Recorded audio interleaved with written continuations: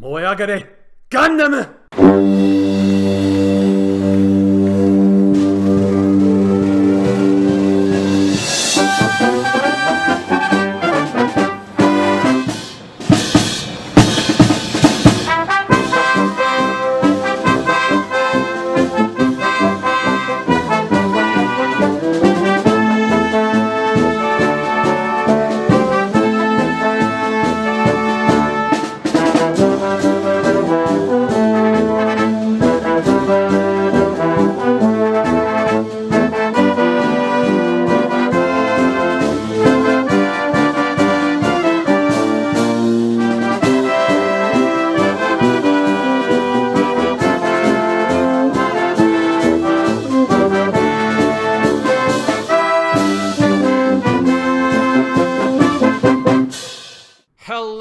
Welcome to Weekly Suit Gundam, the Gundam podcast brought to you by the folks at Weekly Stuff Podcast.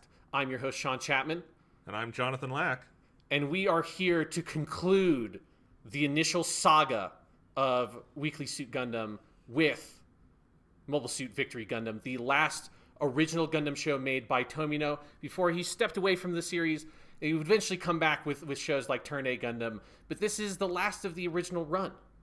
It's also the furthest point in animation so far of the Universal Century timeline.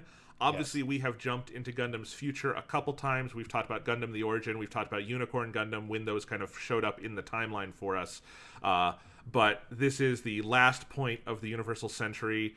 And as you say, the last show before alternate universe Gundam sort of started getting up and going. So at the end of this episode, Sean, we will have reviewed in one form or another. There's ones like War in the Pocket I think you and I might want to go back and do a fuller discussion on someday. But we will have talked about every Universal Century anime and a bunch of periphery stuff. And yeah, did you think we were going to get here, Sean, when at the beginning of this year you said, hey, we should talk a little bit about Gundam on the podcast?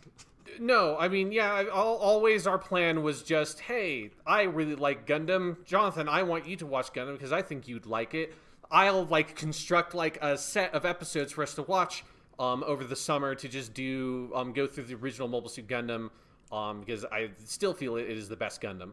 But it just to kind of dip your toes in, see if you would like it. And now I have created this Gundam fiend over the course of basically 1.5 year. Yes, because the first episode of this show, Jonathan, came out June 9th. And yep. we are now at the end of December, and we have gone through. Let's do this. We have talked about in some form on this podcast, and you, Jonathan, have watched for the first time and talked about on this podcast Mobile Suit Gundam, all of the OVA series set in the the Universal Century universe. So that includes War in the Pocket. That's 0083. That's 08th MS Team. We've talked about Gundam Unicorn. We talked about the Origin. Gundam the Origin. We've talked about Gundam Narrative. We've talked about Zeta Gundam. We've talked about Double Zeta Gundam. We've talked about Mobile Suit Gundam Char's Counterattack. We've talked about Gundam F91, and we're about to talk about Victory Gundam. And you've talked about several of the manga series like Gundam Thunderbolt as well. Thunderbolt, and I've read all of the original Crossbone Gundam. Yes. And that's all been since June 9th when we talked about episodes 1 and 2 of Mobile Suit Gundam. How are you feeling at this point? It's kind of funny because as we're recording this, this podcast got delayed by several weeks just because a bunch of stuff going on in our other podcast and in life. I finished watching Victory Gundam mid-November, so really It was June to mid-November, and I have not really done anything Gundam in a couple of weeks because I have been very busy with other things. Like, the only TV show I've really been watching has actually been Brooklyn Nine-Nine, the comedy, the English comedy show, because it is much easier to just, when I'm working on other things, put that on than an anime that I want to give more focus to, So I'm kind of waiting to revisit, to get back into Gundam until I have some more time on my hands. Although I have still been building some more Gunpla. I have a half-finished Gundam Mark II that I need to finish before I go out of town. But yeah, I feel, I think maybe Sean will do some bigger reflections at the end of the episode. But I've been thinking about this a lot. There's no other fandom I've come into this hard probably ever, but that I've been jumped into this hard, but that I've really come into in adulthood. Because if I think of all the things that I really love, in different forms. So like Doctor Who is a big one for you and me, obviously, on our other podcast. I'm a big fan of Dragon Ball, which until now has been my biggest anime touchstone. Obviously, I'm very big into certain anime directors like Hayao Miyazaki and Isao Takahata. With music, people like Bruce Springsteen, like all the things that I consider myself a big fan of, in the sense of like I spend money and time devouring. All of those were high school or earlier for me, when I would consider myself now as an adult a child. Because you realize when you're an adult how much when you're in high school you're a child. Yes. And this is something that like firmly has been like an adult new obsession to me. And that's really, it's been cool. It's been a little surreal. It's been a ton of fun. I love these. And I also think, like a lot of the things you and I talk about on our main Weekly Stuff podcast, it's been enhanced by having this opportunity and this forum to talk about the show with you, with some of our listeners. We've gotten so much good feedback on Weekly Suit Gundam. I've been really happy we made this its own podcast, because I think people have discovered it and we've gotten really good fans. And so far, the Gundam fan community is not toxic in the way a lot of sci-fi community. If we did a full Star Wars podcast, Sean, I think we'd be dead by now. Yes, we would have been murdered. Like I sometimes have fantasies that I'm going to get killed because we did a Star Wars podcast where we put Revenge of the Sith as the second best Star Wars movie, a decision I still stand by. Yes. But if we are ever killed before our time, Jonathan, it will be because we did that. Yes, indeed. But no, so it's been like the fuel of Gundam is so good, and that first show just so ignited my imagination. I needed to consume more, but then in consuming more, it's fuel for these discussions. And clearly Gundam, I think, Sean, for you and me, I would put in the annals with Doctor Who, with Twin Peaks, with the Persona video games as things you and I have had the best conversations about on the air. And I guess Persona would be the only other thing I've really come into as an adult, although that was like sophomore year of college, so it's a little different. But yeah, it's been really fascinating, and I think it's to discover that is great. And this is going to be the end of season 1 of Weekly Suit Gundam, but we're not done. When we come back in the new year, I think there's all sorts of places we want to take this show, and it's been a blast. And I'm looking forward to talking about Victory Gundam, even though it is a crushingly sad show. Yeah. So for me, like where I'm at right now, I'm so satisfied that we are at this point. It shocked me. It was unexpected, but it was this sense of like, because like you said, we've delayed this podcast multiple times. It's been like probably 3 or 4 weekends in a row. We've been like, okay, we'll record the Victory Gundam podcast, and maybe we'll do a small version of the Weekly Stuff podcast as well, our main podcast, and kind of double up on the weekends, which we've had to do for a while. And then it's just like those podcasts and other life things coming at the end of, since we're both like, I'm teaching high school, you're sort of co-teaching stuff and doing your PhD, that like end of semester at the in winter is like brutal. And so that's one of the reasons why it keeps on getting delayed. But it was this thing of like, I've been so desperate to record this podcast, and especially since you're going to be going to Japan, that you're not going to have a window. It's going to be basically impossible for us to record podcasts. It's like, we have to do the fucking Victory Gundam podcast. We have to get it out before the end of the year. We have to conclude this arc. And it's been like a podcast I've been so desperate to record for so long, because these are some of the most fun podcasts we've been doing.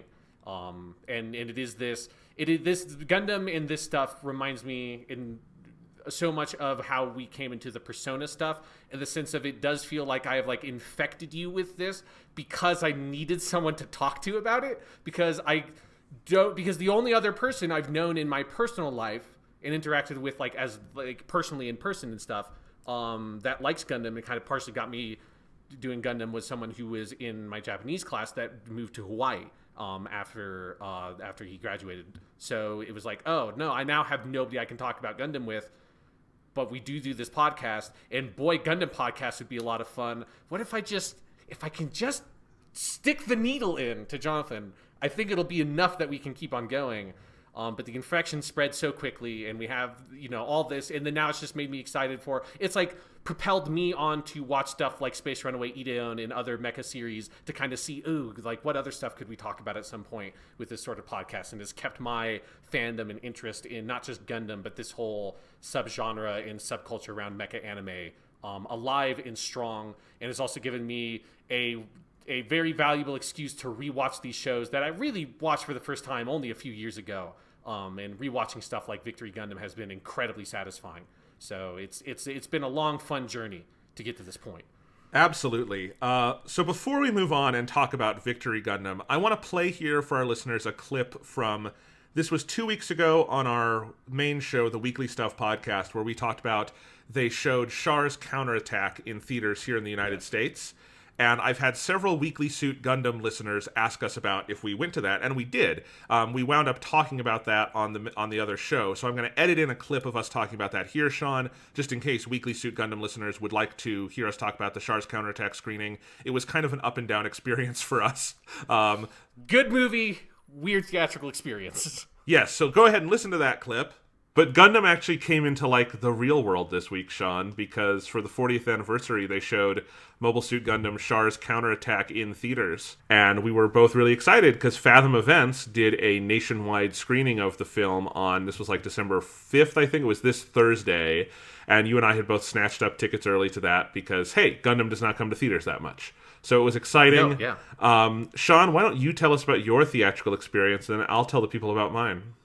Yeah, I mean, mine was pretty normal. Other than, like, it's just annoying that it was a Thursday night because it was, like, I was almost late to the screening. Like, I got into the theater right when it started because that night I had all this shit I needed to do, and it was like rush home at like 5:30 because I had to stay at the school late, and then eat dinner really quick and like get dressed and take care of some like stuff I needed to do at home, and then like rush to the theater to get there by 7:00. Why do it on a Thursday night? That's just annoying. It's because they have to, because on Friday, Saturdays, and Sundays, the studios basically gobble up every screen and will not allow chains to show anything else. Yeah, but Char's Counterattack is a better movie than any movie screening right now. So and it made less money. So I mean, but that it's not about quality. Sadly, it's it isn't. It is for me. Yes. So other than like that, I have no idea when the last time I would have gone to a movie theater at Thursday would have been. It must have been. I'm not sure. Maybe this is the first time I've literally ever gone to a movie on a Thursday. I'm not sure that's ever happened before. I usually save that for Friday, Saturday, or Sunday. But yeah, then I got to the theater, sat down. There were like 10 other people there because, it is a very niche thing. And I was like, honestly, there were more people than I was expecting because I was the first person to buy tickets for that showing. To be fair, I bought those tickets in like early October. I like right around the time they first announced it, I pre-ordered tickets. But it's the first time I've ever done like tickets where you like can pick your seats, and every single seat was available. I'm like, okay, I'll do this one. This one looks good. And yeah, the quality of the projection and all that kind of stuff was standard in the sense that it was like a little bit substandard. Like the audio was not like everything was fine, but none of it was like great. Like the audio was not I felt like calibrated properly. Like the volume was just too low. Sound effects didn't sound as punchy as they should. Like it didn't sound as good as it sounded when I watched it for that podcast episode on my own TV with like a very simple like sound bar with subwoofer kind of setup. Just because they didn't have the audio set up right. And then the screen was a little dim, but not in a way that's like, I can't see anything, in a way that's just like, this is not a high quality viewing experience. The viewing experience, other than the novelty of it being very big, was better at home, but the novelty of seeing it on a big screen was still fun. Seeing it in a room with other people who like Gundam was fun. So, Movie's great, 2 thumbs up, Char's Counterattack. It's better every time I see it. That proved true this time as well. The climax of that movie is so fucking good. And that's probably the part of the movie that benefited the most from the scale of watching it on a bigger screen. That just like the size of everything is going on, and like the scope of what happens at the finale of that movie is really phenomenal. And the ending of the movie hit me very hard. And then I was utterly shocked and flabbergasted, Jonathan, at the number of people that it was like half the people in there walked out while Beyond the Time was playing. What is the Venn diagram of someone who's enough of a fan of Gundam that they're going to go see a movie screening at Thursday at 7:00 of Char's Counterattack, but you're not quite enough of a Gundam fan that you're not just going to sit there and listen to all of Beyond the Time, because Beyond the Time is the sickest fucking jam in the history of sick jams. Who are these people? That was the thing I was most confused by. Especially because Char's Counterattack does not play all of Beyond the Time. It's like 2 minutes of it at the end. Like, it's... Yeah. Because that movie, the credits only go to black for, like, the last 90 seconds. So, like, you don't have to wait that long. You just, like, sit through 90 seconds, you get to hear this awesome song, and then they had a big interview with Yoshiyuki Tomino, which was a lot of fun to watch. I enjoyed that. Yes, and then I also tweeted about this. It was a very weird experience with that interview at the end because they pulled footage from his appearance at the New York Anime Convention that happened earlier this year, which was emceed by Austin Walker, formerly of Giant Bomb, now formerly editor of Waypoint. I think he's moved on and is doing independent projects now. But he's one of the people responsible for me getting into Gundam in the first place, of him talking about it on those podcasts. And so it was very weird sitting in a movie theater and seeing him. He's only in like a couple of shots. It's their interviews with Tomino, so they just kind of like, you see him in like the background and stuff. But it was very, very surreal seeing that. And Austin Walker from Waypoint on a fucking movie theater screen is a weird, you just don't expect that. But yeah, like a cool experience, kind of weird around the edges, but really enjoyed it. Yeah, I do think they could have used a better transfer. It seemed like they were just showing the Blu-ray transfer because the subtitles were even the exact subtitles from the Blu-ray, and like it was fine. I know better transfers if that movie exists. When you blow it up to that big a screen, like that's not what a normal 1080p transfer is for. So that was a little rough. But yeah. But my screening was a lot rougher, Sean, because the theater just fucked everything up. Just everything you could fuck up. They fucked it up. So I sit down in the theater, and they have the screen masked to 235:1, which is CinemaScope widescreen. So the widescreen you would get for, like, Avengers or something, right? And Mobile Suit Gundam Char's Counterattack is a 185:1 movie. Now, this didn't initially disturb me too much because the way this local theater does it, so they don't have to mask and remask screens, is they just leave every screen to one of the two aspect ratios, and mostly they match the movie to the aspect ratio of the screen. So, like, if Theater 7 is a flat screen, they'll only show flat movies in there. Since this was a special screening, I thought, okay, what they're going to do is they're probably going to show Char's Counterattack pillar boxed with black bars on the sides, and, like, that's not optimal, but whatever, it's fine. But the pre-show is going, because it's Fathom, so they had a pre-show with all this anime stuff, and I could tell it was all cropped, because I'm like, this is clearly a 16:9 screen, like show, because anime is almost never in 235:1. And I'm like, this is weird that they have this cropped. So I was a little worried, but I'm like, they can't possibly be that incompetent to crop a 16:9 movie to 235:1 accidentally. But no, they did. The logos came up. The Shochiku logo comes up. The Sunrise logo comes up. And I just stand up because I know immediately, like, yep, they're fucking it up. And I start walking out. And the movie starts and subtitles start coming up. And the subtitles are just completely cut off because they have it outside the boundaries of the screen. So I go out to the lobby and I say I need a manager. And the people at the concession stand are like, okay, give us a couple minutes. And I'm like, no, the movie's already started. You guys have completely messed it up. And more people were coming out of the theater because everyone was angry about this. And we had a pretty, not full house, but we had like 30 people in there. It was a lot of people. College town, probably more Gundam fans. Also, this is the theater that is literally across the way in the mall, across the hallway from a hobby store that sells a bunch of Gunpla. So I think there were like a lot of like people who are into Gundam anyway who come to this location. So everyone's angry. Manager finally comes out but like won't talk to us. He'll only we will talk to like the college kids working at the concession stand and then they'll go talk to the manager. It was super weird. And I explained the problem. They this is a frustrating thing in this day and age, is that no one in movie theaters knows what an aspect ratio is. So I had to explain, the movie looks like this and you've got it like this. Like I had to do it with my hands and they're like, oh, that's what you mean by those numbers you're giving us. And I'm like, yeah. Because I started by saying you've got a 16:9 movie on a scope screen. And they're like, what? And I'm like, okay, let me explain this to you like you're children, fuckheads. And yes, let me explain to you what your business and what your literal building and business does. Yes. God, I know. Can you imagine it's like going to a restaurant and explaining to someone like what medium rare means for a steak. It's like, what the fuck? It would be like going to the Home Depot and being like, I need a hammer. And they're like, what?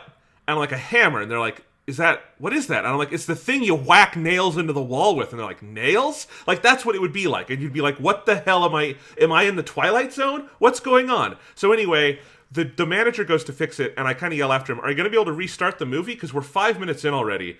And one of the kids runs after him and asks, and then he's like, nah, he's not going to restart. I'm like, he can't or he won't. Because to be fair, it might be they couldn't, because the way digital projection works is it's often locked down at the studio level, and theaters have no control over that. But I don't know. I've seen theaters, like, do the work. I know they can do the work and, like, put in a call and figure it out. He's like, no, he won't do it. So I go back in, I sit down. By the time I get back into the theater, we're at the point in Char's Counterattack where you meet Mirai and her kids, which is, 10 minutes into the movie? Like, it's after the first asteroid has dropped on Earth. Yeah, you've missed, like, the whole, like, opening action scene and all that stuff. You've missed the introduction of Char and Amuro into the movie. Yes, I've missed all of that. But I sit back down and I start looking at the movie and I'm fuming. And then I realize, oh, they've got the full house lights on. Because, like, this theater just... And I say full house lights. It's not super bright, but this theater has, like, their pre-show lights, which is that all the lights on the sides are on. And I go to this theater every week. I know how their fucking business is supposed to work. And, like... The how it is they have this level of lights on, and when the movie starts, those lights go either off completely or very dim, and they're at the full on level. So, like, the movie is just totally washed out, and when a scene is dark, you can't tell what's going on because the lights are fucking on, and it's a movie theater. So I go back out again, and I tell the people at the concession stand, you've got the full house lights on, and they're like, lights? Like, again, it was like they don't know what I'm talking about. It's like I'm a foreign fucking language. So I go back into the movie. I'm really considering just, like, leaving, but, like, I'd bought concessions and everything, you know, because I wanted to enjoy myself. It's Gundam. This has never happened. Like, this movie is 30 years old and it's never shown in theaters before in North America. So I'm trying to enjoy the movie. They do not dim the lights until about 45 minutes into the film. And after that, I mostly enjoyed it. They had fixed the screen. They'd fixed the lights. I had missed the first 10 minutes of the movie, and it's very hard to get into any movie, no matter how good, when you've just missed the first 10 minutes. But whatever. I like you, Sean. The last, I would say... Because, like, the last 45 minutes of Char's Counterattack is, like, one solid, giant action sequence. And I would say all of that I enjoyed just immensely, and it does indeed have a great ending. I enjoyed the Tomino interview, and they showed a teaser for Hathaway's Flash. That was cool. I know that was online too, but, like, I had not seen it yet, and seeing it in the theater, I was like, that's neat. So yeah, Marcus, Sycamore Theaters, what the fuck? Afterwards, I did ask for a refund. They would not give me a refund. They would give me passes. They did. The manager was kind of nice. He gave me 3 passes, so that's 3 free movies. Now, Char's Counterattack, this was a more expensive ticket, so that's kind of why I was mostly pissed off. But, like, good God, this shouldn't be that hard. Why is going to a movie like a game of Russian fucking roulette? Yeah, and so you had a whole Twitter thread about this, Jonathan, the night of the screening, and I replied to that with, like, what was, like, reading your Twitter thread about, like, your awful experience had reminded me of, like, oh, right, I remember, like, the moment I sat down, like, because, again, I had to kind of rush into the theater, I sat down in my seat right around the time the movie was about to start, and I just had this feeling in my stomach of, like, what if they just fuck it up? Because I've been at movie screenings where they've just fucked it up, and then you or someone else has to go talk to somebody, get it fixed, and it was just this moment of, like, why do I have to feel anxious when I go see a movie at a movie theater? Like, why is it a thing where, like, especially if it's like, I think the reason why I had that thought was because this was the special screening that, like, if they fuck it up, they fucked it up. Like, this is the only night that Char's Counterattack is playing. So if it's fucked up, you know, either if you're lucky, maybe they have a way of restarting the movie and they can rebuild it and, like, kind of fix up that experience. But even then, like, the frustration of having to deal with it in the first place for me would, like, mar the whole viewing of the movie. And it's, like, so weird that is where we're at, that, like, I have to feel anxious when I sit down in the movie theater to hope that somebody else hasn't fucked up their job in a way that's, like, I don't have that when I go to, like, a normal restaurant. I don't sit down at a restaurant, I'm like, what if they just completely fuck up everything in my order? Like, there are some restaurants, like, that has happened, but not with the frequency with which that's a normal anxiety I have when I go and eat out. Yeah. I mean, I did a whole thread on this also about how my opinion, and I'm very firm in this opinion, that digital projection, not digital cinematography, not digital cameras, but digital projection has ruined cinema. I think that is a provable, objective fact, and I don't think it had to be, but it obviously is. If you look at the moment of the switch between 35mm to digital projection, that is the moment when studios basically seized control of theaters. Projectionists around the nation were fired, and this just went through the roof of problems with stuff because they fired every expert and got rid of all expertise. And digital projection mostly sucks. It is mostly bad. There are places that do it well, but it is mostly bad. It is dramatically inferior to 35mm. Even if you prefer the look of digital is generally done poorer than 35mm was. I have had so many more issues in my life when we made the switch to digital than when we had 35mm projectors, because you know, in those days, if there was a problem, usually you didn't have to leave the theater because there was someone in the fucking booth watching it. You know? And they would and they cared. They were unionized. They realized this stuff. So it's a whole fucking crock. I can talk about this later. Luckily we have one theater in town where I don't have to feel that anxiety, and that's our local independent nonprofit theater where people actually care. And if I go to I'm 100% good. I know they're not going to mess it up. If I go to these other theaters, it's anxiety every time. Even if it's a movie I don't really care all that much about, I'll look at the screen, and one of my rituals now, Sean, is I will look up the trailer on YouTube before the movie starts to check the aspect ratio so I can tell if they're fucking it up or not. Just like things like that. And it sucks so fucking much. But oh well, Gundam is still good. And they did have posters in the lobby. They had Gunpla posters, and now I have that. Yep. And it was really, did you get one of those? Yep. Yeah, it's a good poster because it's like big, like high resolution images of it's the new Gundam and what's Char's suit in that movie called? Sazabi. Sazabi, yeah. Char has so many fucking suits I cannot remember them all. Yeah. It's great. Amuro just has Gundams. Char has a million suits. But yes, so I have that on my wall now. I actually have that hanging up right above where I make my Gunpla, so... All right, so that's a little taste of the Weekly Stuff podcast. You can go listen to that, of course. We mainly keep the Gundam discussion for here, but it was fresh on our minds. But I did hear from a lot of people talking about the Char's Counterattack screening. I did get a comment from one person who was in the same theater as me. So wow. on our YouTube episode for Zeta Gundam, so which is getting a lot of good reviews. For whatever reason, the Zeta Gundam one in particular, people are really liking. Which I like them all, but the Zeta Gundam's a great show and it was a good discussion. So there you go. Yep. And small update thing about the Char's Counterattack thing. The little poster that they gave us that is now up in my classroom at my work. So it's right awesome. Next to a Into the Spider-Verse poster you gave me, Jonathan, about a year ago. And so I've got my Gunpla poster right next to Spider-Man, so that when I like to have it set up so that when people walk into my classroom, they know what they're getting into. And it just sort of makes a very clear statement.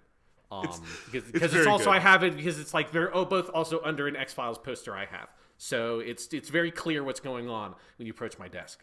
That's wonderful. It's one of the only things I kind of regret is I don't really have a space at school because in college obviously you don't own a classroom the way you do in high school, and I wish maybe I should just do that where I bring in some nerdy posters and like tack them up for like a day on the chalkboard and then take them down. But yes, I have to include all my nerdy shit in like my PowerPoints and stuff.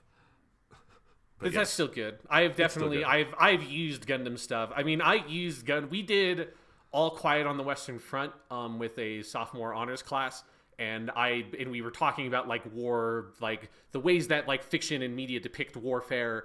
We created a spectrum that we put different like franchises on and like pieces of fiction on, like we called it the war is rad, war is bad spectrum. Of how much does this thing depict war as something that is bad? How much is it something that depicts war as something that is rad? With stuff like the Transformers movie being all the way in like the war is rad camp, and I had to talk about Gundam a little bit to them, and instruct them about Gundam somewhat in order to sort of like give them some insight into how I thought of the whole idea, because it very much was associated with like Gundams and the Gundam fandoms sometimes misunderstanding, I feel like, of the messaging of the Gundam franchise, and that like the conflict of how do we present war as rad and war as bad. Indeed. That's kind of funny. I have a brief school story about Gundam as well, which is that so I was in a course this semester, a grad college course called Public Speaking for Academics, and it was basically just a speech class where you practice different public speaking opportunities that come up for, professional academics, which I guess I am as a PhD candidate. Yes. I still feel uncomfortable saying that. I guess I obviously am. I get paid for it, but like it's weird. But one day we did a little exercise where they gave us all in the class 5 minutes to come up with a brief, like 5-minute speech about something we're passionate about. They like basically give us a hot take. And Sean, you'll be proud. My hot take was Mobile Suit Gundam from 1979 is the best television show ever made. Here's why. And I think my major arguments were about structure, like individual. I used a Russian doll metaphor of like the littlest doll is the episode, the middle-sized doll is like the arc, and the big doll is the series itself, and then of course all the cool characters and mecha and stuff like that. I think my closing argument was, and you can get obsessed and build these cool giant weapons on your own in your home if you want. But yeah, people were very taken aback and being like, wow, where can I stream this show? And I'm like, just pirate it. Yes, it's just pirate it. The Blu-rays are absurdly like I've been desperate to get more Gundam like Blu-rays and stuff like that, and they're so goddamn expensive. It's ridiculous. I can get the entirety of Armor Trooper Bottoms and all its OVAs for about like $15 to $20 total in 3 different Blu-ray sets, and like getting half of Mobile Suit Gundam on Blu-ray when it is on sale is still like $40, and it's like, yes, god damn it, and it's expensive. All right, but it is, if you have the money, theoretically worth it. If I want to be clear, if you and I were rich, Sean, we wouldn't pirate anything. Oh yeah, no. If I was rich, I would have so much Gundam. I would have all the Gundam. Like I've gotten so close to buying a lot of Gundam stuff that I'm like, I can't afford to do this. Like this is, instead I have to just go buy another Gunpla because I can do that for like $5 and it's like satiate myself. Indeed. So let's talk Mobile Suit Victory Gundam. Sean, I think how we usually do this, you should give us our brief history lesson, and then we'll give first impressions, and then we will dive deep with this absolute beast of a show. Yes. So Mobile Suit Victory Gundam, again, the last sort of contiguous show directed by Gundam series creator Yoshiyuki Tomino. It came out in 1993 to 1994. It had a total of 51 episodes, although it has a couple of recap episodes. So they do like a pretty good job about like incorporating the recap stuff that we can talk about. So it's probably more like 48 episodes of like fully original story stuff. But it's a good, proper Gundam like anime run. It didn't get cut short like the original Mobile Suit Gundam.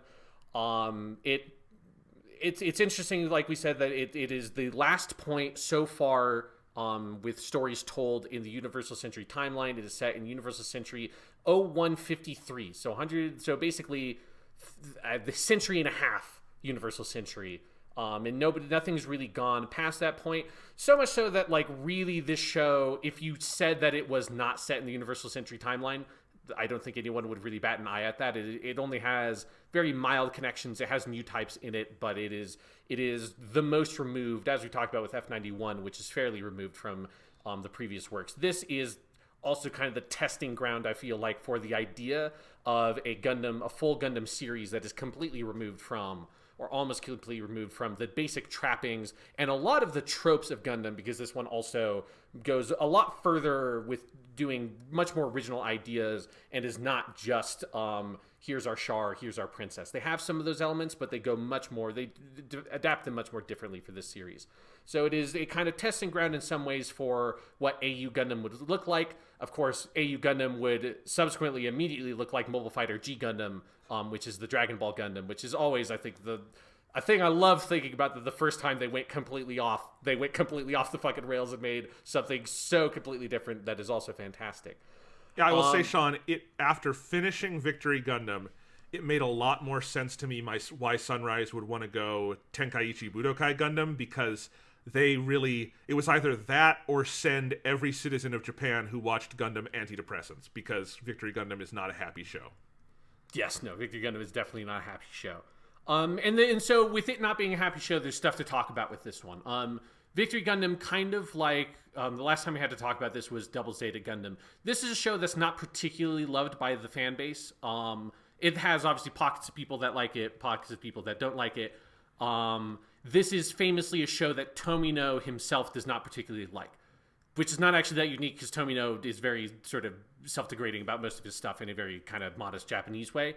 But one thing that happened with Victory Gundam was that this show was coming out And there's a couple of kind of confluences of events. One of them being Sunrise was merging with Bandai. So all Gundam stuff is now, it's still produced by Sunrise, but Sunrise is effectively owned by Bandai Namco. So Bandai was purchasing Sunrise effectively at this point, and that caused a lot of tension between Tomino and basically the other producers and kind of higher ups in charge of the show. So stuff like, we'll talk about this probably more in detail, but they messed around with the episode order at the beginning of the series because they wanted the protagonist to be in the Gundam of the show in the first episode, and that is not how Tomino designed it. So the first episode is actually episode 4, and then they inserted like dialogue and stuff to make it a flashback at the end of episode 1, which is actually episode 4, to tell the stories of episodes, what would originally be in episodes 1, 2, 3, that now become episodes 2, 3, 4. And it's very weird and confusing. Something I had completely forgotten about until I started rewatching Victory Gundam for this podcast is like, oh shit, right. Like, I remember being so confused by this, and it kind of works in an interesting way when you've seen the show. When you have not seen the show, it is a very strange experience. It does not work on a first viewing. I'll say that. We'll get there later, but yes. Yes. So lots of little things like that that I think frustrated Tomino with his experience with the show. And so he has and when I say that he's not a fan of this show, I mean he has said stuff in there's in the official releases of the DVDs and Blu-rays, there's stuff like, don't buy these DVDs because you should not watch them, included with the cases. I have the Blu-ray one up here somewhere. I want to completely reject this work. This kind of result is the full responsibility of the director. If you should by some mistake watch the Blu-ray, try looking for what's bad in Mobile Suit Victory Gundam. If even one person notices, then I believe that there will have been meaning in releasing this Blu-ray. So wow. Tomino has a complicated relationship. Then again, some of that should be taken as tongue-in-cheek, because that's the kind of dude Tomino is. If you were at the Char's Counterattack screening and you saw the interview with him, he likes to insert those kinds of comments and kind of downplay his own role and say stuff like Char's Counterattack is kind of okay as a movie, but I really like this one scene in it or something. So some of that should be taken as tongue-in-cheek, but there's no doubt that he had issues with the production of it. Stuff like the budget and production schedule for the show became contentious in there, especially as Victory Gundam goes on. I really like the look of the show early on, but once you get deeper into the show, it starts showing kind of budget, time and money constraints pretty harshly, more so than probably any other Gundam show we've talked about, other than Double Zeta has a couple of spaces where you get the sense of oh yeah, they're making the movie at the same time they're making this TV show. But Victory Gundam gets rough. Yeah, Victory is the first show. I like the animation style a lot, but it is the first Gundam show I've seen in any era that looks cheap. And it looks cheap throughout, and it looks cheaper in the second half, definitely. Yeah. So we can talk about that later, but yes. Yeah, so those are some of the things that sort of made him frustrated with it. I have not been able to substantiate this, so I'm going to just put this with a big asterisk of, I suspect that this is maybe more of a fan thing. I have gone around on Japanese Google and looked around on the Japanese internet to try to confirm this, and I really can't. But there's a common story that at this point also Tomino was going through a deep depression, and that is why the show gets as dark as it does. I'm not really convinced that is actually... I mean, I think that Tomino is someone that probably struggles with those kinds of issues based on the stuff that he produces, but I'm not convinced that Victory Gundam is uniquely what it is because he was going through some kind of depressive period. I kind of feel like people like to say that partially because this show also came out shortly before another mecha show that we'll hopefully talk about at some point, Hideaki Anno's Neon Genesis Evangelion. There's a whole really interesting interview that Anno gave with Tomino about Victory Gundam shortly before Anno would start producing Neon Genesis Evangelion, and it is very well documented that Anno was dealing with depression in the midst of creating Neon Genesis Evangelion, and I kind of feel like people like to kind of lump these two together. But it's a common fan theory that the reason why Victory Gundam has as much death in it as it does, is as dark as it is because Tomino was going through depression. But he's never actually just come out and said that the way that Anno has said that about Eva. So take that with a grain of salt. But it is Victory Gundam is an interesting show because it gets weird, very weird in places, which we'll talk about. It is dark as shit. It's not as dark as other stuff that Tomino's made, like Space Runaway Ideon, that just is fucked up. But it definitely is darker than any show we've talked about here. The only other contender would be Zeta Gundam. And even then, Zeta Gundam at least has double Zeta to like lift it up out of the darkness, because those shows are paired together. Victory Gundam has nothing after it to lift it out of the darkness. And it sort of, goes to its ending and it ends, and there's no kind of sequel story that kind of like lifts up our spirits about it. So yeah, like it's an interesting show. It's an interesting show to be the end of this period of Gundam, because it also, around this time in anime, is where the late night anime stuff starts becoming less successful. And this is something that whenever we do our EVA podcast, we'll talk about the like rise of the OVA around this period, how TV anime was going through like weird transitionary stuff. And that one of the things that EVA does in 96 is create like a big cultural phenomena that kind of re-sparks this kind interest in this kind of anime to make it more successful. Victory Gundam was reasonably successful for what it was, but was not hugely popular while it was coming out. It did help bolster sales of like Gunpla and stuff like that, but it was definitely like kind of a sign that things were in a transitionary period for the anime industry in general. So I think it's no surprise that the subsequent Gundam show, Mobile Fighter G Gundam, makes it much more accessible to a child audience, because that's kind of where the market was for this show, is it needed to be kind of go back down to be much more engaging to a younger audience, which Victory Gundam, I do not think is. Of all the Gundam shows we've talked about, this is the one that I would not show to a 10-year-old kid. I don't think they'd like it that much. Because it's not just dark.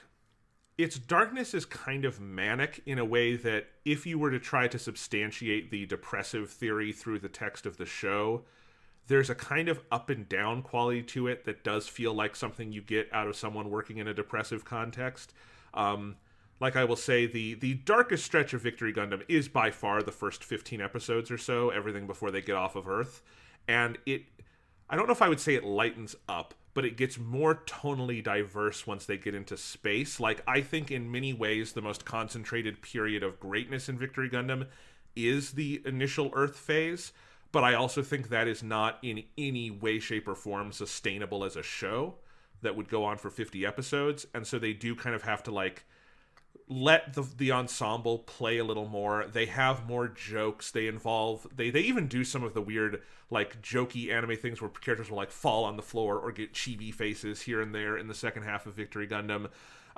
So they lighten it up a little bit in the second half. But of course, then you still get some of the darkest moments come in that second half of the series.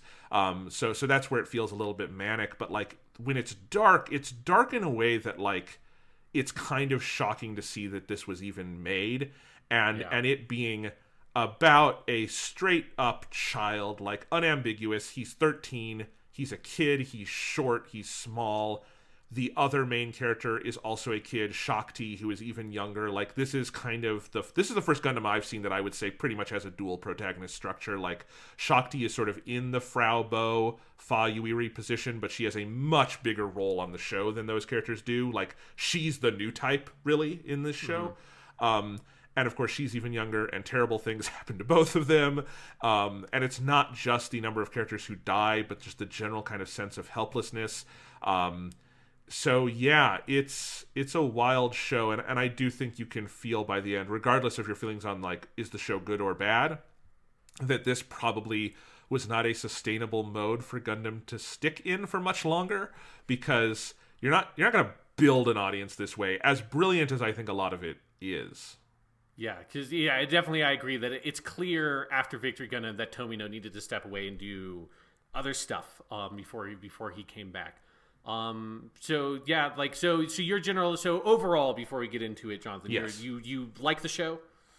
Yeah, let's answer that question. Do we like the show? I love the show. I think it's a great show. I think it stands in the canon alongside the original Zeta and Double Zeta. I think Gundam My Head, it is a tad weaker than those three shows, but I think largely it sits very comfortably in the Tomino Gundam canon for me. I think it has some of the best Gundam stuff. I think it's amazing, like, for the just crazy death rate and character turnover on the show, how vivid the cast becomes over the course of it. It's got really one of my favorite sort of central evolving teams.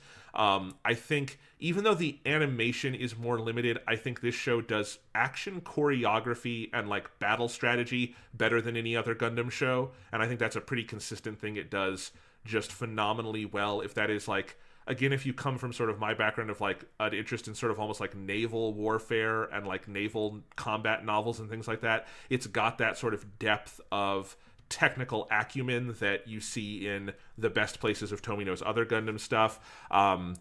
You know, I think it has a real impact. I think its biggest weaknesses come in some of the little kind of up and down manic qualities of its sort of tone here and there.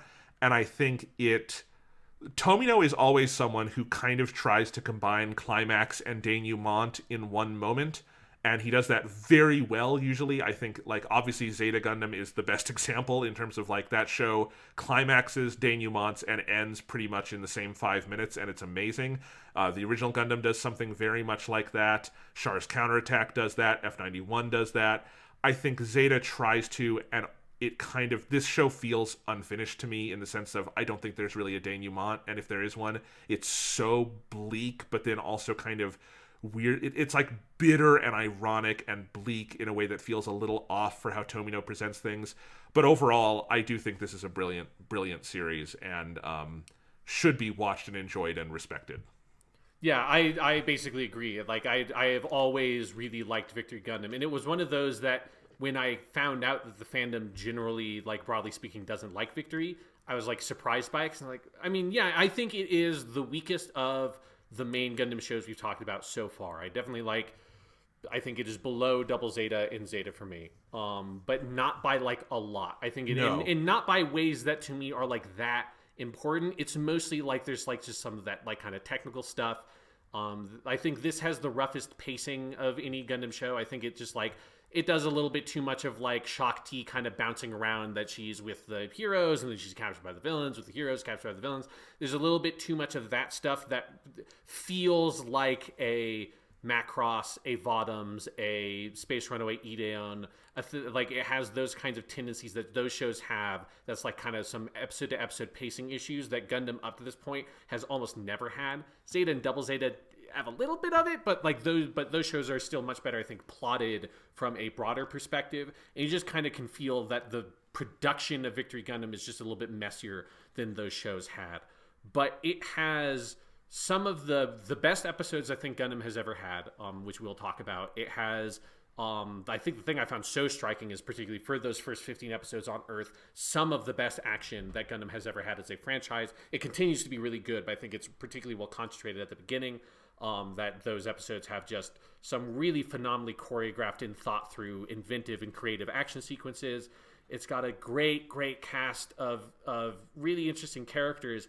But I think the thing that I appreciate the most about Victory is something I liked when I first watched it. It's something I like even more now, is that I feel like it is, like, provocative in a way, and it kind of kicks you out of a certain Gundam funk that you have by the time you get to this point where you've seen certain trends and tendencies. You've seen, like, the Lala Soon thing be done so many times that when you get to Victory Gundam, like, I guess the Lala Soon of Victory Gundam is either Shakti or it's Katejina. It's kind of both of them in, like, different ways. And the way that Victory Gundam just sort of takes these tropes that you know so well at this point, and that would continue to, like, most things past this point kind of start going back more to those original tropes.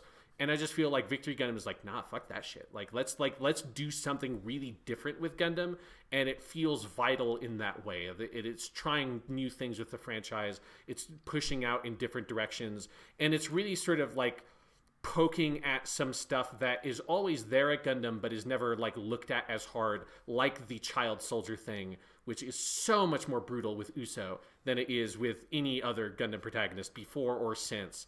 That I think, like, Victory Gundam for me, if you're a Gundam fan, is, like, essential viewing because it does poke at some core assumptions of the whole Gundam franchise in ways that are really critical and make me, again, like, rethink some kind of, like, fundamental things about Gundam in ways. Absolutely. I think it's worth bringing in F91 briefly because it's also it's weird to consider them together because F91 was obviously Tomino's first attempt to launch sort of a new era of Gundam. It did not get fully off the ground. It wound up just being one movie, and the story kind of left unfinished. And F91, as we noted in our F91 podcast, the last podcast we did, very much is playing with all of the traditional Gundam elements and is sort of remixing the pieces on the board. And we never got to see how Tomino would have fully played with those, but it's pretty clear what pieces he was setting up to kind of later knock down, you know? Mm-hmm. And I think it's interesting that Victory Gundam... So F91, they do the movie, but they're not able to do a sequel. That side of it kind of falls through. Okay, so now... And this is what's extra impressive to me about Victory Gundam is it's the second time in like 3 years Tomino had to start from scratch again, right? Yeah. Because you'd been building this saga up through Char's Counterattack where you're continuing on from what you had, which is, it's its own kind of challenge, but is a different, and I would say lesser in some ways challenge than just starting from scratch, right? And so F91 is an attempt to start from scratch. We really love F91, but obviously unfinished. Victory Gundam, you have to do it again, and I think in this case he said, okay, I'm not doing the F91 thing at all. This is going to challenge all our assumptions. We're starting on Earth, we're not starting in space. Our protagonist is a kid, not a teenager, young adult, you know, which you have by the end of, like, you know, Judo feels, you know, he's like 17. He feels like he's just on the cusp of manhood, right? Yeah. So you're going to have that. You're going to really shake up the dynamics in terms of the role like Katagina plays and how she is sort of a variable, sort of multivalent character, like mixing multiple Gundam archetypes. Shakti is going to start seeming to be one archetype, but is really sort of one we haven't seen before. All sorts of things like Chronicle Asher is our guy in the mask, but he is not Char Aznable, like, at all. There's all sorts of ways they play with those things and play with Gundam iconography as well into what is the single greatest image of the series, which we'll talk about in a little bit, with where they play with the image of a mobile suit doing something heroic. So yes, it's really fascinating for me on that level, and it does make me wonder if the abject darkness is a little bit the things kept falling through. What do? I'm going to kill them all. I'm going to fall back on my deepest kill them all Tomino instincts, and we're going to tell you fuckers what this is about. Because there's certain points where Victory Gundam feels like, you know, there's the middle point of the series. There's an episode where Uso, with people dying all around him, has to get to this cannon and manually fire a cannon that is going to wipe out, like, millions of people in the opposite fleet. And, like, right before he does that, one of the Shrike team burns alive in front of our eyes, and you have this little kid having to, like, point a trigger and, like, blow away an entire enemy fleet, which feels like another one of those just defining Gundam images, but also Tomino a little bit kind of rubbing our noses in, like, how dark the underlying material really is. And I think that all plays into, again, the breaking of format that Gundam has not really done up to now. Yes, absolutely. It is willing to go to different places with Gundam, and like I said, it's just like pokes and prods at you and like pushes things to, like, it pushes certain themes and images and concepts that Gundam has done all along, but it just pushes them to this like ridiculous extreme. And that's a good example of a scene that does that you're like, oh my fucking god, like, holy, this is a show where there are multiple episodes that you like have to really decompress after you watch it, because it's like, Jesus Christ. There are multiple episodes that feel like they have like the toll on you that like the conclusion to Zeta has, of just the number of people that die, the emotional, like, you know, darkness it pushes you to in your journey with these characters.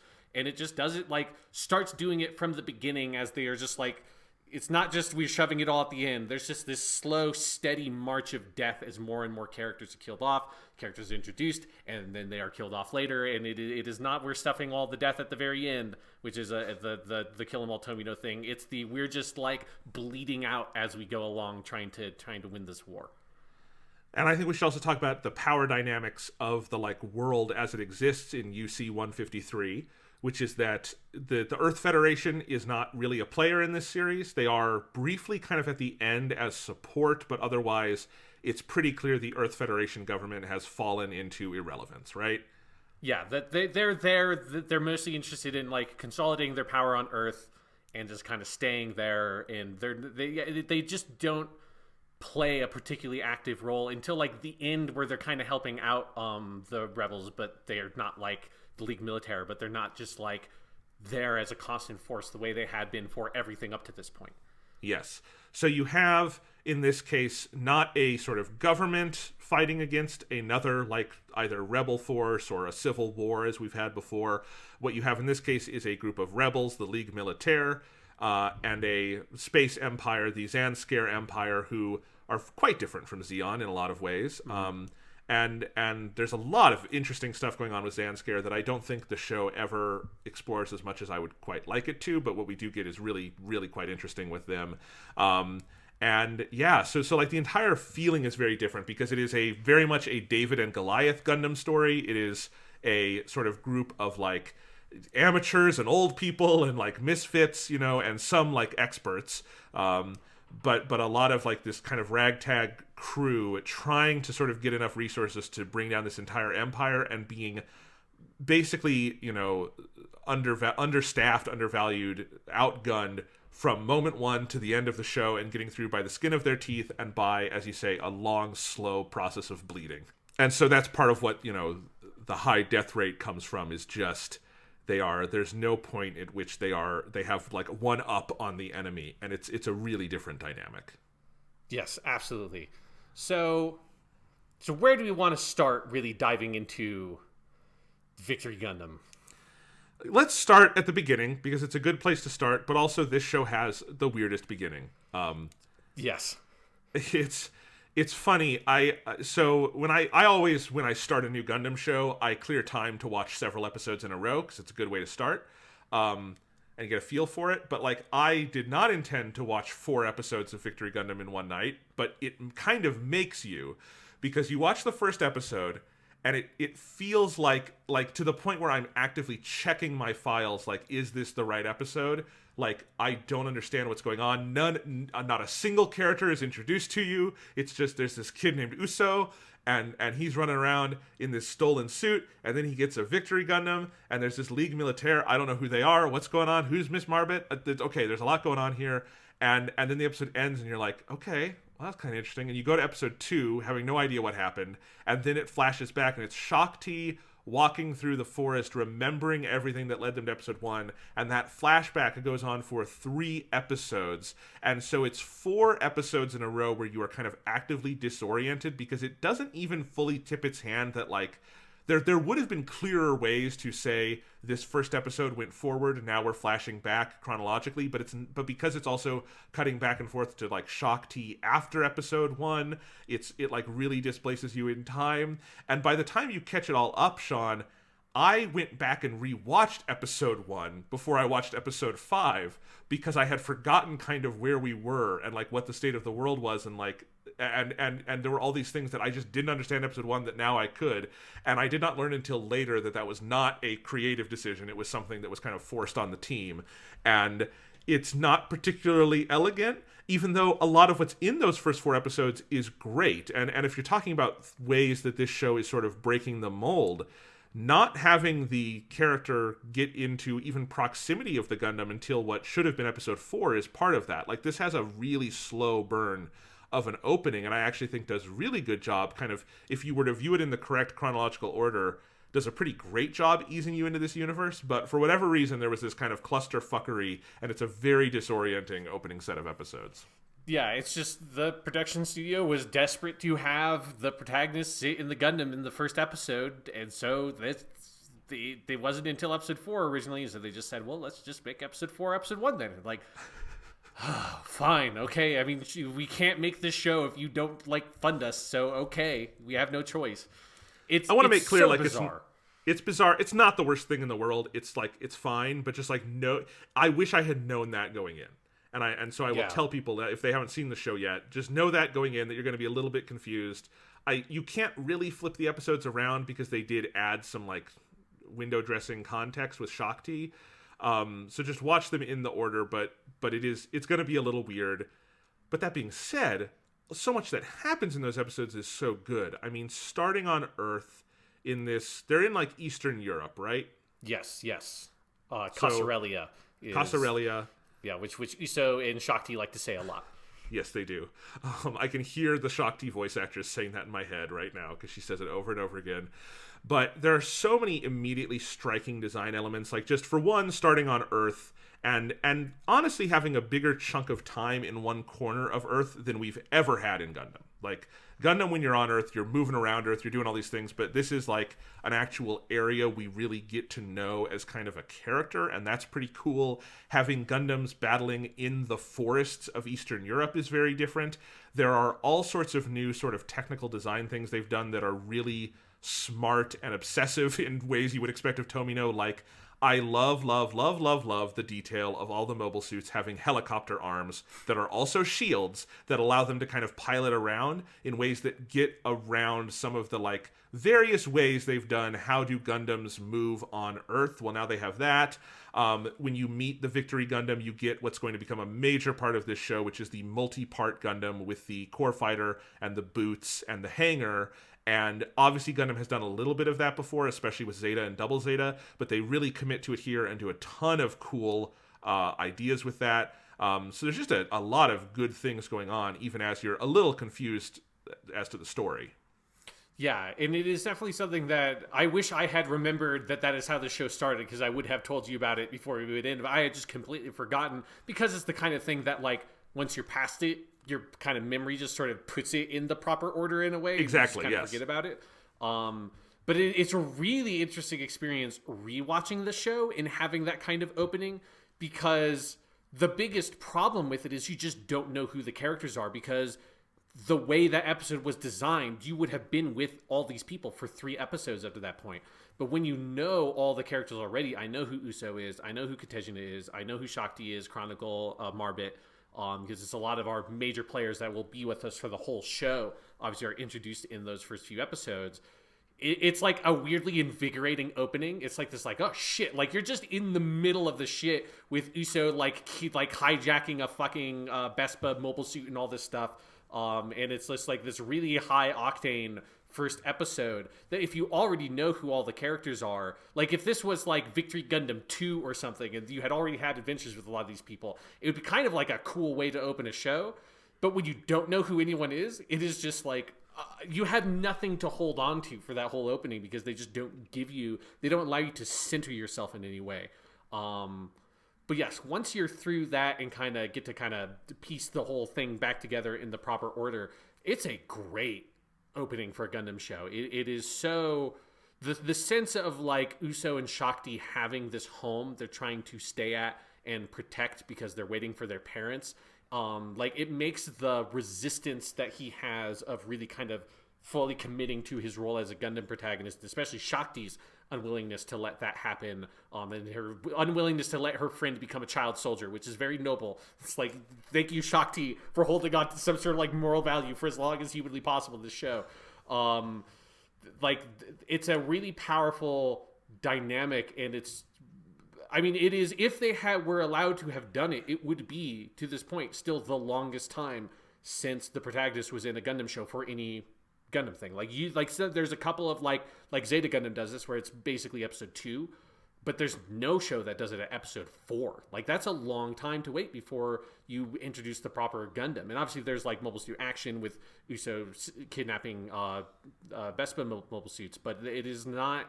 It is a long build up, and it kind of feels like those first 4 episodes were designed in that way that some shows like Star Wars Clone Wars did this, where it's like basically like a movie or something. Gargoyles also did this, where it's like the first few episodes.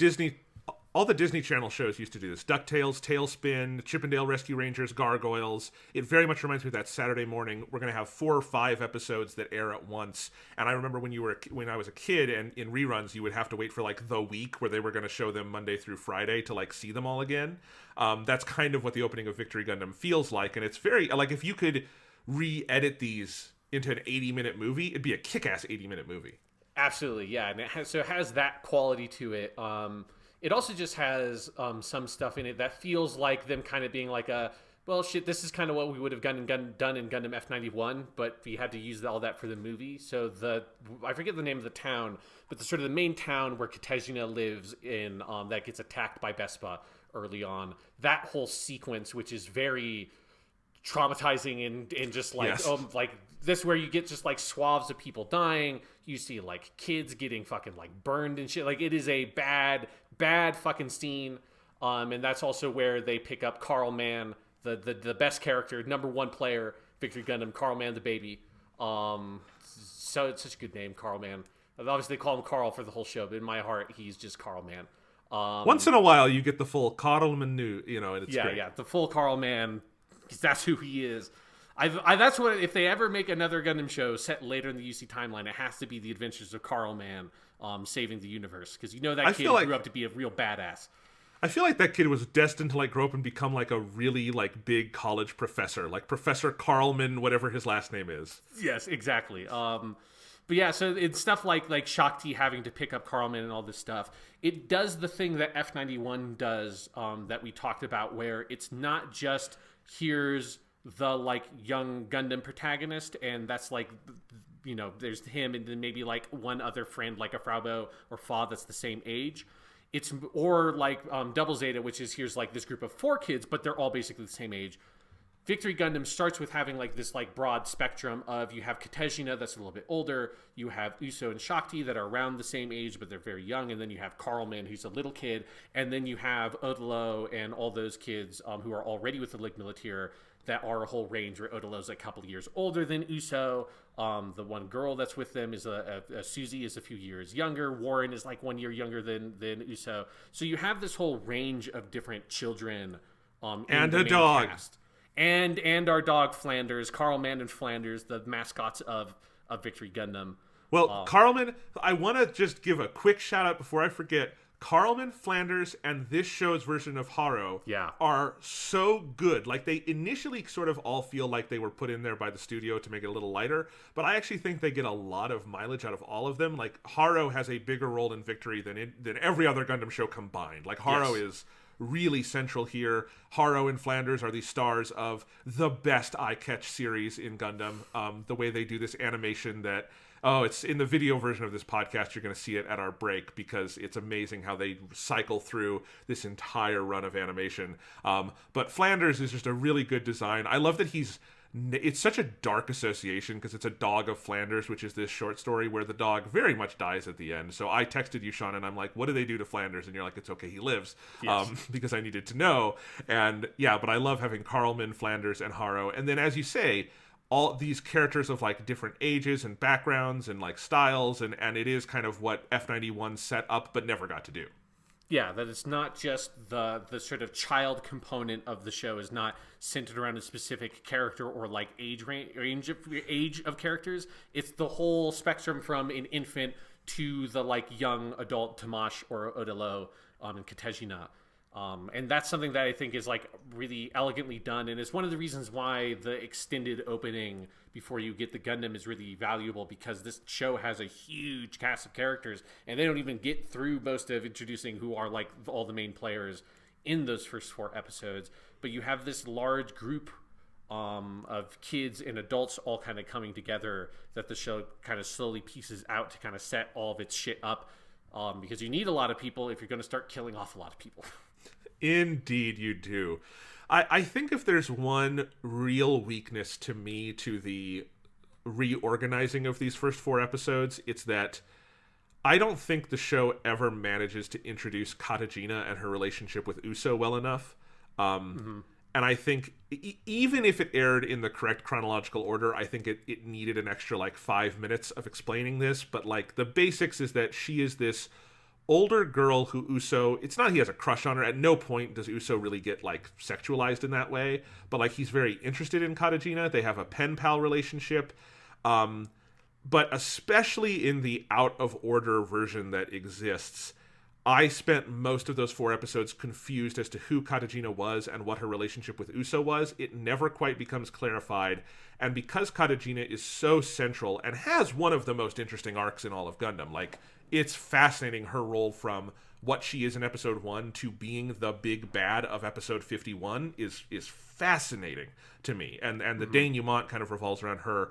I think there is a fundamental issue in how she's introduced that that left me more confused through the early stretch and I think drains a little bit of the impact of that later on.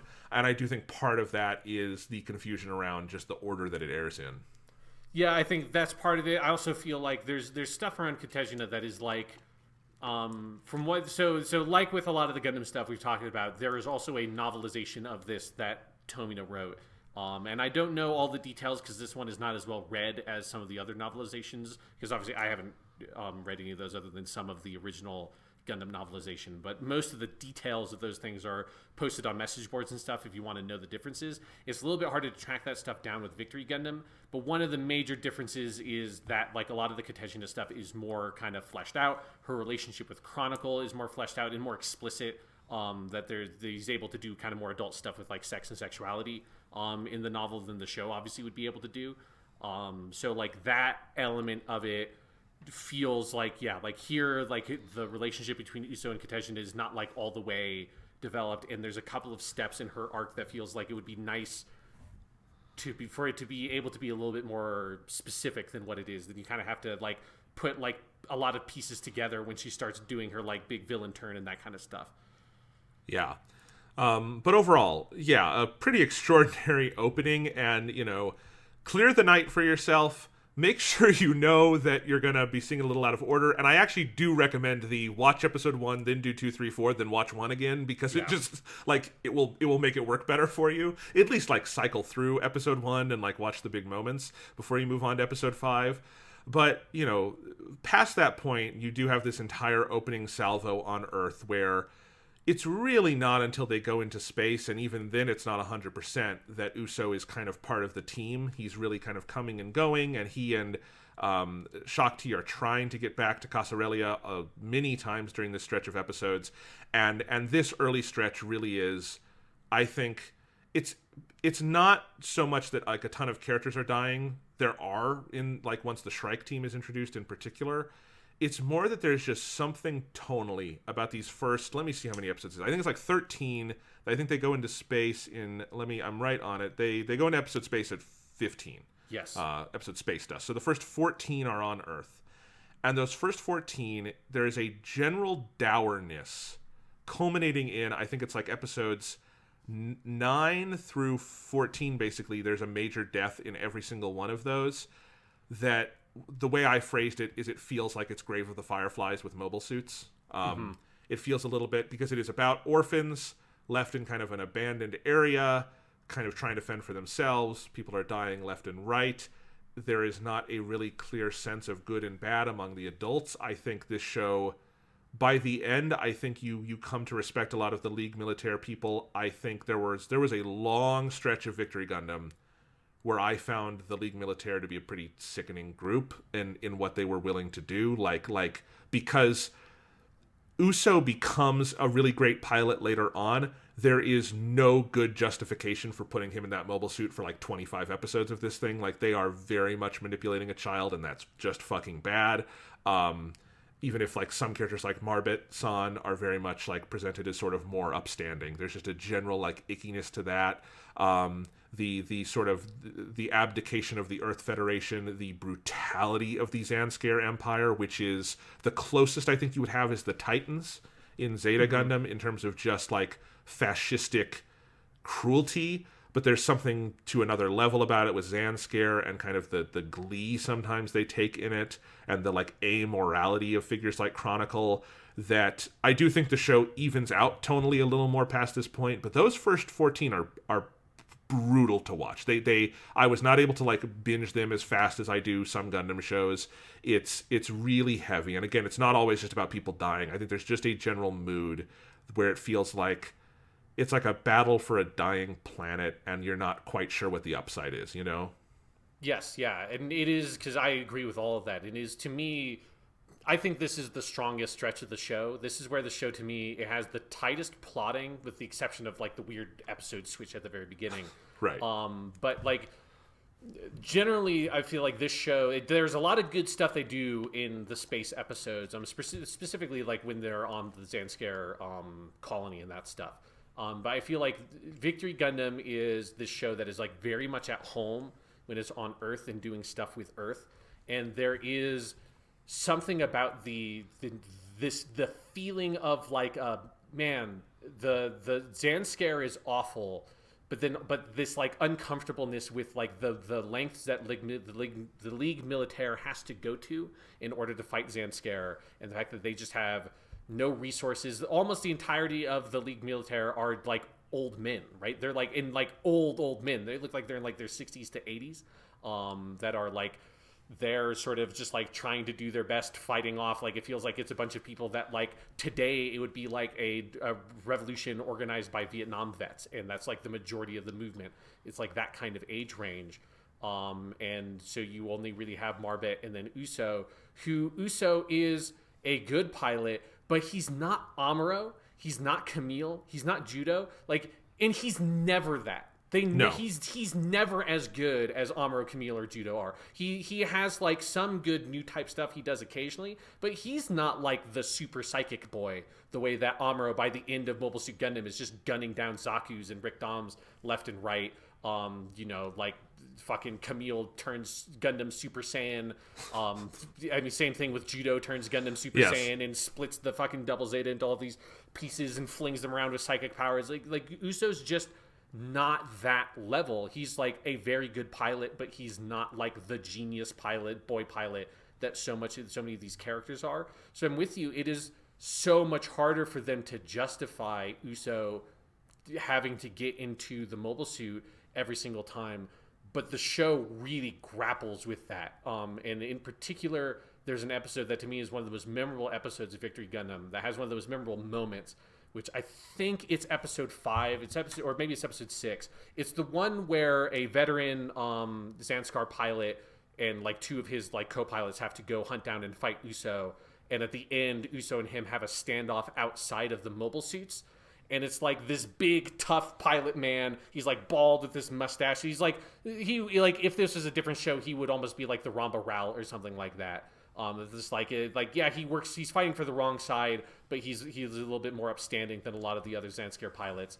But when he sees Uso for the first time, and Uso is just a kid, like he's 13, but it's like he's like 13 and hasn't even really started puberty yet. 13, like he's so small, that the pilot just breaks down in tears and just says, "This has got to be wrong. Like, how could this possibly be true? A kid like you would do this," and he just kills himself. Like he can't. I mean, he's also injured at that point, but he can't live with the knowledge that this is the actual reality of the war he's fighting. That in his head, the crusade that the Zanskare Empire is on to cleanse Earth is this like noble thing, and you get more insight into what the Zanskare kind of mission is later on in the show. But especially like rewatching it and kind of knowing more of what like the idea is for the Zanskare Empire, and seeing that dude just completely break down at the realization that what he is fighting is not just enemy pilots, he's killing children, and he just can't live with it. Like that is where, like, to me, Victory Gundam fully like becomes what it is, in that moment of just like this is like pure despair at the agony and tragedy of the real face of warfare. And the show kind of never really lets up from that point until you get to space, and you get and it like lets off a little bit for a while. Yeah, that's episode 6 of Fighter's Glory. The character you're talking about is Captain Watari Gira, because, again, Gundam, even when it's dark, Gundam has very good names. Yes, we'll go through some of them at the end. We will. But yes, Captain Watari Gira, that is, I agree, a great episode. That's followed by the episode The Sound of the Guillotine, which is the one where you... that one, there's so many good things about this one, but in the first 6 episodes, you keep hearing that the Zanskare Empire is using a guillotine. And I assume, because this is Gundam, and sometimes they do this, that guillotine is a name they have applied to a space weapon. I'm like half expecting the guillotine is a space laser. You know what I mean? Like, like, or it's a mobile suit or something. And episode 7, you find out, no, the Zanskare are just breaking out an old wooden French Revolution-style guillotine in city squares and chopping off people's heads as a means of, like, crowd control. And in that episode, the head of the League Militaire that we've seen so far, like the captain on the ground in the early episodes, is taken and has his head cut off by... Fala Griffin. Yeah, Fala Griffin, who has a whole arc because of that follows. and that's pretty bleak too. But just like there was something about because I think I watched those 2 episodes in one night, Sean. A Fighter's Glory, Fighter's Glory, and then Sound of the Guillotine. And I get to the end of Fighter's Glory, and the dude just kills himself because he's realized he's been fighting children and he can't live in this world anymore. And then, oh no, it's a real guillotine, and we just watched the leader so far get his head cut off. This show is a magnitude of dark that like American television can't even fucking conceive of. It's amazing. And then it's, man, the fucking guillotine thing is so good. It's just the like, we're going to come to Earth, and because the Earth government is so weak and ineffectual, we can just go around to towns and we are just going to publicly execute people like it's the fucking Reign of Terror, because that's where they get the idea from. Is just the French did it in their revolution with the Reign of Terror, and it sure fucking worked for them. I imagine it will work for us. And there's something that's like, I think it's one of the first instances you get of like some of like the weirdness of Victory Gundam. That's like Victory Gundam just has these moments where it does things like that. It's got some stuff with like some of the female characters and like Uso's sexuality and stuff. It's just like, fucking what the fuck? Like this show just goes and like uses symbolism, iconography, and things that feel like it's never actually surreal, but it like starts stretching the bounds of like, I wouldn't necessarily believe that this is something that in the like, should this kind of civilization be created, that you would have this person doing this, and it would be this thing that the Zanskar Empire is well known for, is sending people to the guillotine. But it is such an effective image, and that is such a good episode, the tension and drama of that, and where like, especially for Uso, it kind of becomes fully real for him. That of like, obviously the death and destruction is real, but like the conflict with the Zanskar Empire, I feel like becomes really properly real at that point, where it's like, oh, this old dude who seemed pretty nice just got his head cut off on live fucking television and in a square in front of everybody in the town square. It's dark. It's like fucked up. It's like hard to grapple with in some ways because it just does it, you know? Yeah, it is. There's a, I think that actually the guillotine thing could be explored a little more. It's one of several kind of aspects of the Zanskar culture that I would like to see a little more of, but there's another very memorable episode in these first 14, the first Earth section, called It's 12, Let's Get Rid of the Guillotine, where they wind up in this town where Fala Griffin and the Zanskar and Bespa arrive, and they put a guillotine in the center square, and the Ligue Militaire, all the kids are there, like, just to, like, get supplies, basically, and they run into this fisherman who is like has like dementia and sadness, and he wind up getting killed in that episode? Yes, yeah, he gets killed because he mistakes Uso initially as like because he has dementia. He like keeps on thinking that Uso is his own like grandson or nephew. I forget the specific relation. But then like eventually they kind of strike up a weird friendship. He helps Uso go into town. Uso meets up with everybody else, all that stuff. And then yes, at the end of the episode, Uso decides he can't stand for the guillotine to be there and like watch like people get executed. So he gets in his core fighter and like shoots down and destroys the guillotine and all that stuff. And then they're trying to escape, and the old man gets killed because he sacrifices himself to let everyone get away. And it's like, great. And then I think the last image of the episode is like of his little boat and the picture of the person he thought Uso was there, and he never is dispelled of the notion. Like, he dies thinking he fought for his son or his grandson, basically, right? Yeah. And it's fucking brutal. It is a hell of a and that's something actually Victory Gundam does uniquely well, I think, among Gundam shows, is it tells short stories here and there where they will introduce and kill a character, like a guest star within one episode, but they tell kind of a story that's really powerful about that sort of person's like life and circumstances.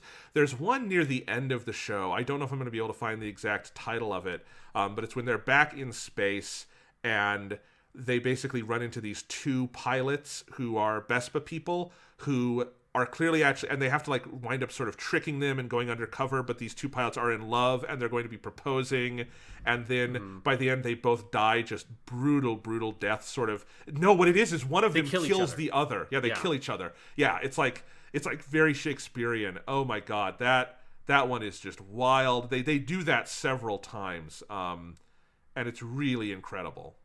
Yes, yeah, it is one of the things of, I think it's what you're talking about, of where the things that make Zeta Gundam like sort of so oppressively dark in tone in places isn't just that, like, okay, we have these like main characters that we will periodically kill off, but it is just like the constant like grindstone or like mill of death and tragedy that the show will move through, and sometimes it will be like a grand death and tragedy like Junko Jenko, or it's a character you've been with for a while, or it will be just like, here's this old fisherman who was very nice to Uso, and he dies at the end and sacrifices himself for a kid who actually doesn't know at all. He has no real stake in, like, there's no, like, normally he should have no real emotional investment in the well-being of this kid other than sort of basic kindness and humanity. And Uso knows that the whole time and is never really able to fully dispel him of that. And there's so, like, Victory Gundam has to, by far, have the highest percentage of episodes that end with the main character just breaking down crying, which is a common thing. There's, like, every Gundam show has probably, like, maybe a fourth or a third of the episodes that end with the main character in tears. Victory Gundam has got to be over half of the episodes just end with easily. Tears. Yeah, there's very few episodes that do not end on some kind of disturbing note. I mean, yeah, it's fucking heavy, yeah. But going back to like these early Earth episodes, you know, you get to, like I said, the last, basically starting with, I forget which episode it is, but basically like around episode 8, you have this run of episodes where people just die at the end of every single one. And then you get, in episode 10, you meet the Shrike team, which is Oliver's team of really cool, badass chicks who pilot mobile suits. And by the end of Victory Gundam, every single member of the Shrike team will have died a horrible, memorable death. They will have added new members to the Shrike team to die horrible, memorable deaths. Oliver himself will die a horrible, memorable death. But particularly these first couple of episodes, like at least half the Shrike team just gets wiped out episode after episode after episode, culminating in sort of the end of this Earth phase. I think it's episode 14, Attack and Defense at Gibraltar, which is the one that ends with, I think it is the Shrike team member Kate, who they're basically trying to defend this transport shuttle that is, because Gibraltar is where they launch into space. And Gibraltar has this big, what looks like a really fun, like almost roller coaster, but what it's for is it's a big track to launch ships with enough momentum to make it out of atmosphere. And on the big track, they're fighting, and something gets blown in like the scaffolding. And so there's a hole in the scaffolding. And so Kate in her mobile suit goes and holds up the scaffolding with the mobile suit.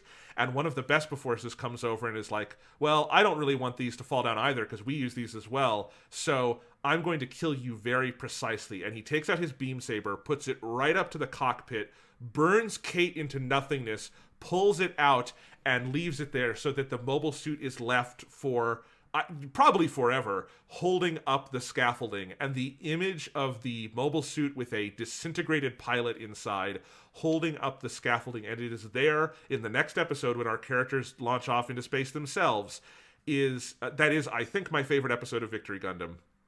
And I think it is easily the most impactful image in this series for me, and one of my most like burned into my mind images in all of Gundam we've watched so far.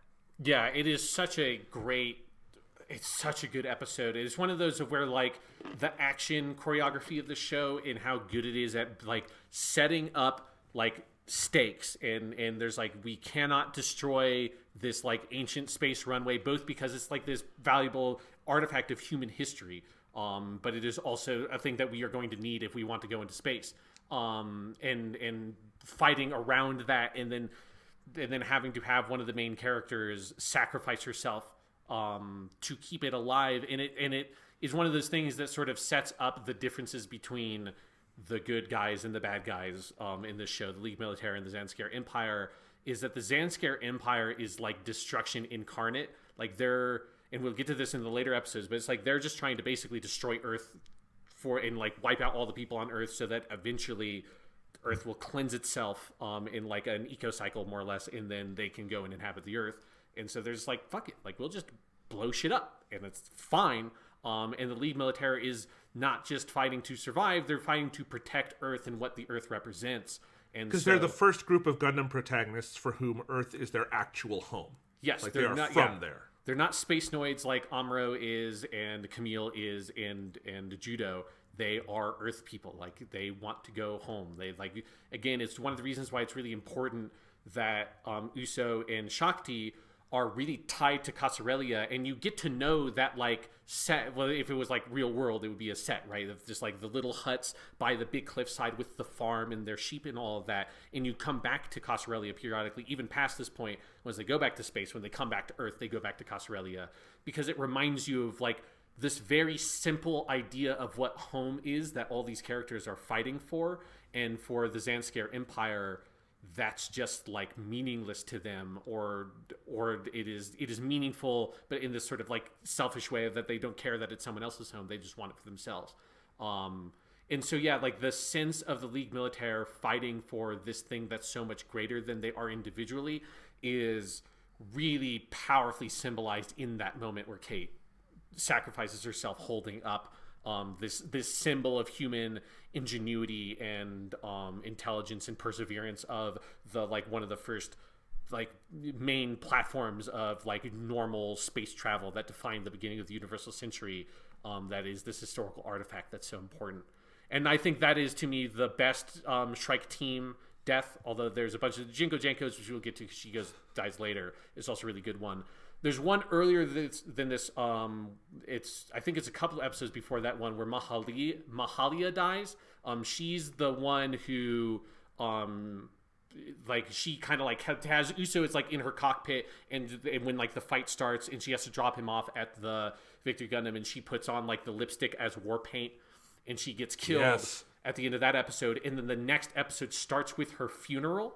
And one of the best little scenes in Victory Gundam to me is that funeral, where it puts into perspective how young Uso is. That all the Strike Team ladies, as part of like the funeral thing, put lipstick on their lips and then kiss the cheek of Mahalia in her body in like this open casket funeral thing. And Uso wants to do that as well. And Marbit has to like lift him up because he's too short to lean over the casket. And that shot of like Marbit, who, you know, is basically like a surrogate mother kind of figure to Uso, having to lift him up over the casket to be able to kind of pay respects to Mahalia's dead body, is so, to me, like, it's kind of like with that earlier episode with the soldier that breaks down crying at seeing Uso, is another moment where the show just does not want you ever to forget how young Uso is, how impressionable he is, how innocent he is, because he is a true child. And it's like he has to physically be lifted up because he's too short. And it's like, oh my god, it's one of the it's a small thing, but it's such a tragic, just like fucked up detail to see this like little kid having to deal with all of this. Absolutely.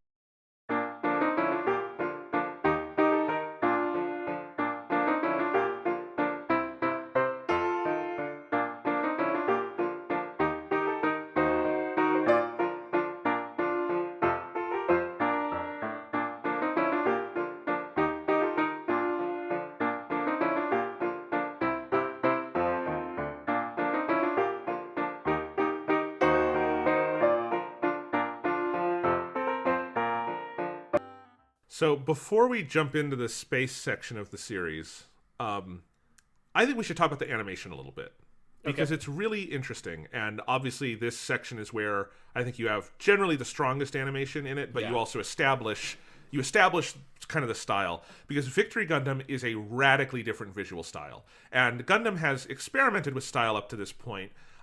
It's had different animation supervisors, but generally there is an affinity. Like, obviously, original Gundam and F91 look very similar because they're both the same guy. And then Zeta, Double Zeta Char's Counterattack have kind of a house style, and they're not that different from each other. This one is very different. And roughly, I would say the best way to describe it is Victory Gundam harkens back really heavily to 60s Disney-style anime. Like, which is to say the kind of anime that in the like 1960s, when anime is really coming into its own in Japan, has more Western influences than it will have later. Particularly a lot of early anime, if you look at like early Takahata, some of the early 60s stuff, one thing this makes me think of a lot is I think this is an intentional reference, is the World Masterpiece Theater shows, which is a famous run of anime in Japan that like do a lot of Western stories. The most famous ones being one of the ones that one of the first ones on Nippon Animation did was A Dog of Flanders, which obviously harkens to the dog in this. But Isao Takahata famously did 2, Anne of Green Gables and Heidi, Girl of the Alps, which are considered masterpieces and have these kind of like pastoral American or Western settings, which very much, I mean, this is Eastern Asia, but it has a very kind of Western style. Like, and when I say Disney, it's sort of like 50s, 60s era Disney. Like, think of The Jungle Book, or particularly 101 Dalmatians, which is the one where Disney starts doing Xerox animation. And that really gets picked up. You'll actually hear a lot of Japanese animators. You never hear Americans talk about 101 Dalmatians a lot. It's a big reference point for whatever reason with Japanese animators. Akira Toriyama talks about it a lot. And I think compare Flanders the dog in this to any of the dogs in like Pongo in 101 Dalmatians, and you'll see what I mean. But also look at the humans in the backgrounds, where it's a little blocky, it's pretty angular, but it's also very simplified. Like the animation in Victory Gundam is much less detailed than I would say in certainly like the Zeta era shows are like kind of hyper, and I think a little too detailed in how many lines they put into the animation. Victory really simplifies it. It's radically different sort of character designs. The mobile suits obviously look pretty different. And it does not feel like a 90s anime to me when you compare it to like, just look at like 8th MS Team or Stardust Memory, which are also 90s Gundam and look much more like 90s anime. This feels like it's harkening back to 60s and 70s. And it's interesting, and I think Tomino knows this stuff. He was on ground zero in Astro Boy, right? Yeah. Like he was there for the birth of anime. He was a storyboard artist on Astro Boy. He had been knowing the trends this whole time, and I think there is something interesting that Victory Gundam kind of feels stylistically like a conscious throwback, and I think it's kind of one of the series' greatest strengths once you get into it, because it allows them to do really complicated action scenes with sort of less attention to detail and line work than they would maybe have to otherwise. It also, I think, when you take this style of animation and get some of the cheapness that especially the second half of the show has, it can start to look very cheap. Like there's not a lot of ways you can hide it with this style. But there's definitely no Gundam before, and to my knowledge, at least, having seen clips and things and pictures here and there, not Gundam after, that looks quite like Victory. It's very different. Yeah, that's a really good assessment. And it is something that's interesting that, like, this is the first time, and this is something that every Tomino show since, or every Tomino Gundam show since, which is Turn 8 Gundam from 99 and G Recco from, like, 2014, I think it was, where Tomino never again makes a Gundam show that feels like it is aesthetically in line with the period it's created in. Turn 8 Gundam does not look like a late 90s anime. G Recco really does not look like a mid 2010s anime. Like the aesthetic style, and they don't quite look like Victory Gundam either, but they go for very different aesthetic styles. It's one of the reasons why I really like those shows. And Victory Gundam is they feel a little bit more timeless in a way. Like Victory Gundam feels like it could have come out whenever, right? It doesn't feel like the way that Mobile Suit Gundam is a 70s ass looking 70s anime. Zeta and Double Zeta Char's Counterattack are 80s ass looking 80s anime, like partially because they influence a bunch of anime of that period. Like mecha shows before and after Zeta Gundam look very different because of Zeta Gundam. But Victory just feels like it's kind of doing its own thing stylistically, and you're absolutely right that the like more limited line work, the kind of lack of like detailed shading on characters and mobile suits means that when it looks cheap and it like they're reusing shots and stuff like that, that it is so much easier to spot all the corners they have to cut because of budget constraints. But it also then means that particularly in this period of the show, when it is at its best, because at every anime, the very beginning and usually the very end are the times when they have the most access to budget, or at the very end, maybe they had no budget at all, like Eva, and they just have to do something with nothing. Basically, they have to make an episode of anime with like scissors and a shoestring. But usually it's the beginning period that they have access to the most resources. And for Victory Gundam, this first stretch of episodes on Earth has some of the most fascinating action sequences a Gundam show has ever had, partially because it has this more simplified style. So they're able to do just like really phenomenally complicated stuff with the whole part Gundam setup, where we've had multi-piece Gundams since the original, but it's always been like here's like our stock 30-second piece of animation that looks so gorgeous because we like made it at the very beginning of the show. And so like Double Zeta, every time they formed a Double Zeta, you see the exact same sequence, and maybe they add like a background element in it to make it look a little bit more unique. But you see the same thing over and over again. Victory Gundam does some of that stuff, but it's a lot more unique transformations, unique setups of, it's just the top part in the core fighter, or it's just the core fighter in the boots. It feels like it borrows a little bit from Macross with the jets that have legs kind of stuff in it. And it's just so creative and like sometimes ridiculous, with Uso like hopping out of the cockpit with like a parachute and taking over other people's mobile suits and stuff. That it's a thing about this show that I really underappreciated the first time I watched it, and on a second viewing in particular, I was just like stunned by how inventive the action scenes were. And it's the first time I've ever felt like the multi-piece Gundam thing was ever properly utilized. Like, I'm fine with it in the original Mobile Suit Gundam. I think it's better used in Double Zeta, but I never have felt like it's a truly vital part, and it's always felt like a concession that like really Gundams probably shouldn't have all the transforming pieces because it doesn't feel like it totally fits the more realistic sci-fi setting. But here, showing the value of having these modular components to the Victory Gundam is so cool, and they like so fully justify that design choice, not just as we can sell toys that do the cool transforming thing, but here's like how characters would actually use that were this a real weapon.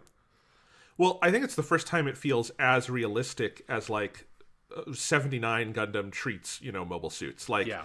Because just think of like how much consideration is given to how do we get the boots off the ground up to Uso is a frequent like issue in the early episodes of Victory Gundam, because they have a launcher, but we're gonna have to give covering fire to the motorcade as it goes because they need to shoot the boots while they're moving. Uso needs to be in position. There's a whole trajectory thing going on here. This character and this character is going to have to get on this turret and that turret so we can get the boots up into the air. Oh shit, that set of boots got destroyed. What do we do now? And there's this also like the Gundam is not a special mobile suit in this one. It is much more mass produced. So there's things like that makes it really feel like down to earth, gritty. There's a mechanical element to this that we have to consider over and over again.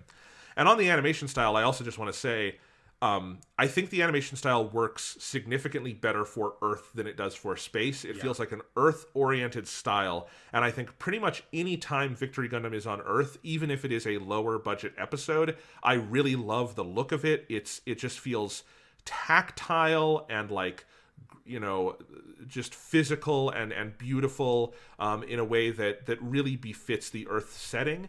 But then also the kinds of action sequences they want to do are just so more Earth-oriented. Like everything I just said, that kind of goes out the window when you're in space, and getting the boots on is just an example of, well, we're going to do this before we launch out of the hangar, right?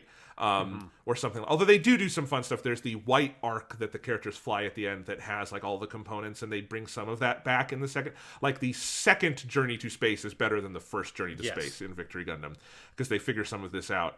But there's just a lot of the kinds of things they're considering kind of go out the window when they go to space, like the cool helicopter arms, which I also really love and is a really cool visual motif that you get throughout the series. Yes, because the helicopter arms are, I feel like, did you feel this way that when you first saw them you thought like, that's so fucking goofy, and then the more they show up you're like, that's actually kind of cool. Like it's a more interesting way of like, or it's not a more interesting way, but it's like an interesting way of like tackling the gravity problem. With this being such an Earth-focused show, it's so much more focused on the logistics of operating these things in gravity, which is part of where like how do we launch the boots and get all this stuff to lock in and all that stuff when everything is getting pulled down to Earth all the time.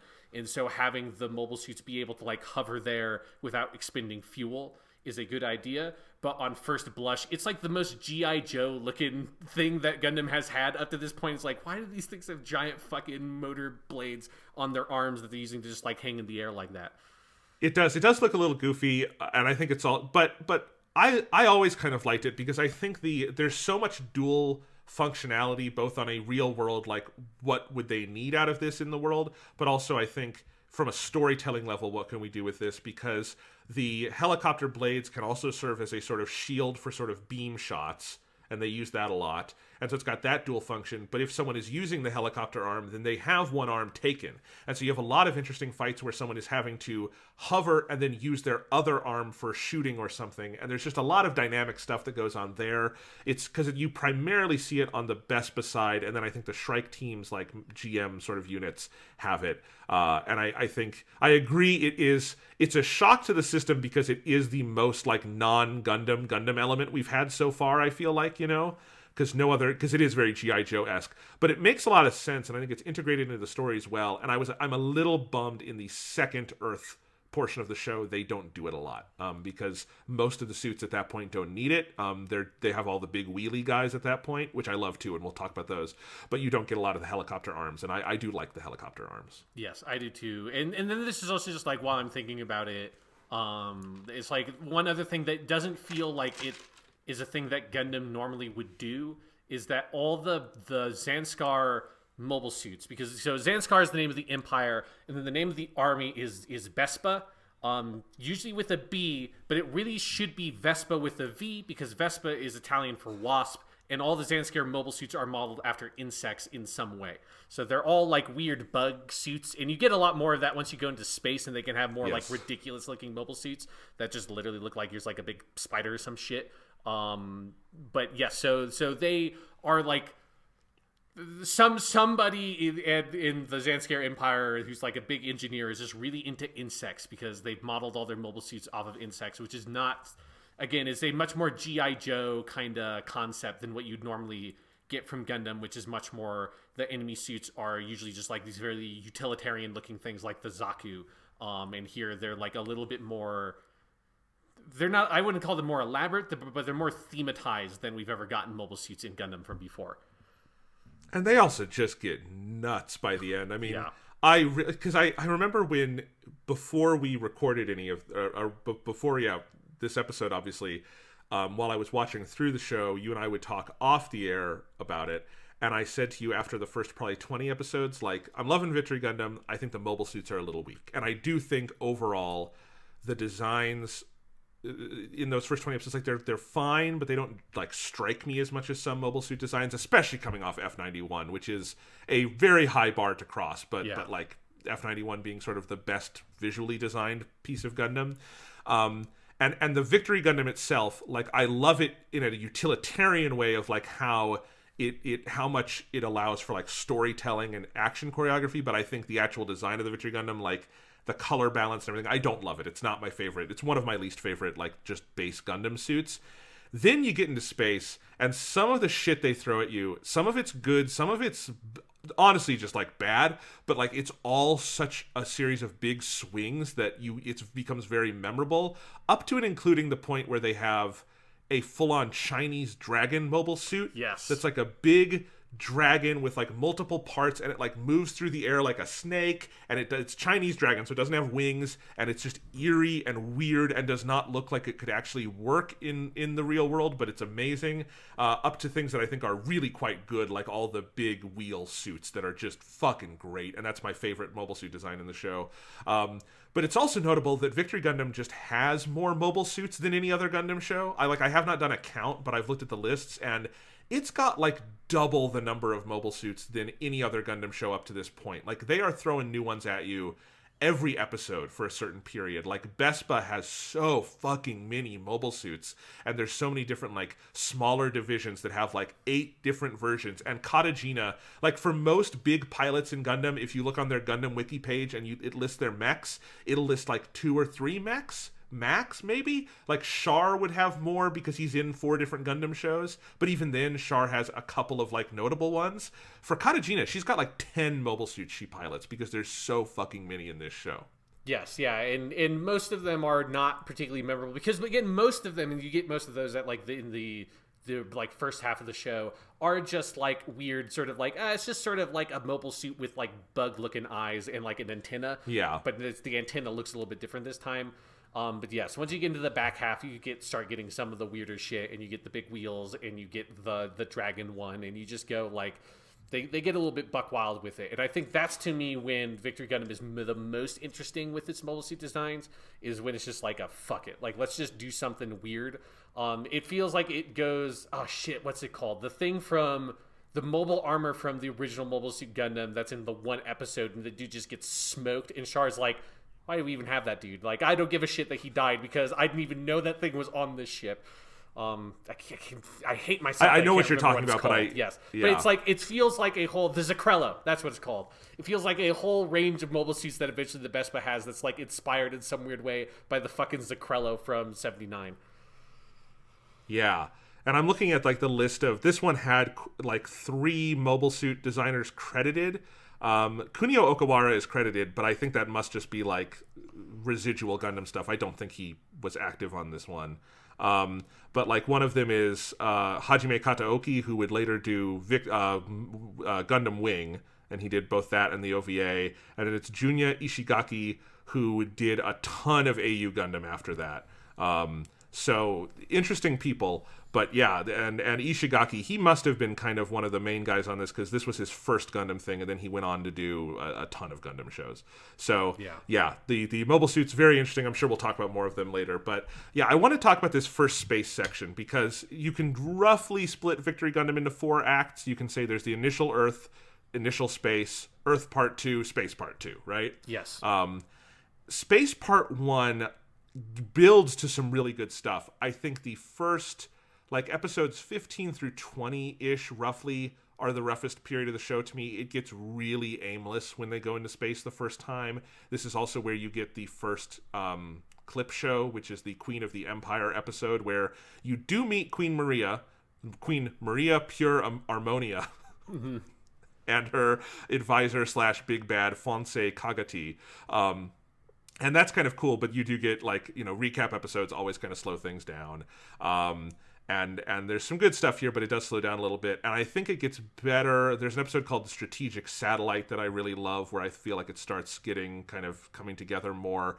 And then the big infiltration of Zanskar, sort of like 2 or 3-parter that leads us right to the middle of the series with the episode Maria and Uso, where things just kind of blow the fuck up, and they really kind of change the status quo. That's really good. But I do think the moment when they go into space, the show loses a little bit of steam. That it is totally able to build back, but it does feel like they have to figure out how to do Victory Gundam in space, because this one does not take to space particularly naturally. Yeah, I agree that it's just like describing it as aimless is the right way. That it's like the stakes of the conflict are a lot more abstract. This is also where now we start doing the, like, Shakti gets captured, we get Shakti, she's blah, blah, blah, blah, blah, and, like, you know, that becomes a lot. This is also where we have to do, like, a reintroduction of a lot of characters, where now we move from the, like, convoy on Earth, which I really loved, the Lig Militaire convoy like thing, as like the Earth-based version of the ship. That is the thing that Gundam always has, is you have your ship and the crew of the ship and the captain, who's one of the main characters and all that. Obviously no Captain Bright this time around, and they don't have, this is like one of the weaker captains. They don't really focus on him much. So you go from the convoy, which was one setup, and then now you are on the Reinforced Junior, right? Or is it just the Reinforced? I forget.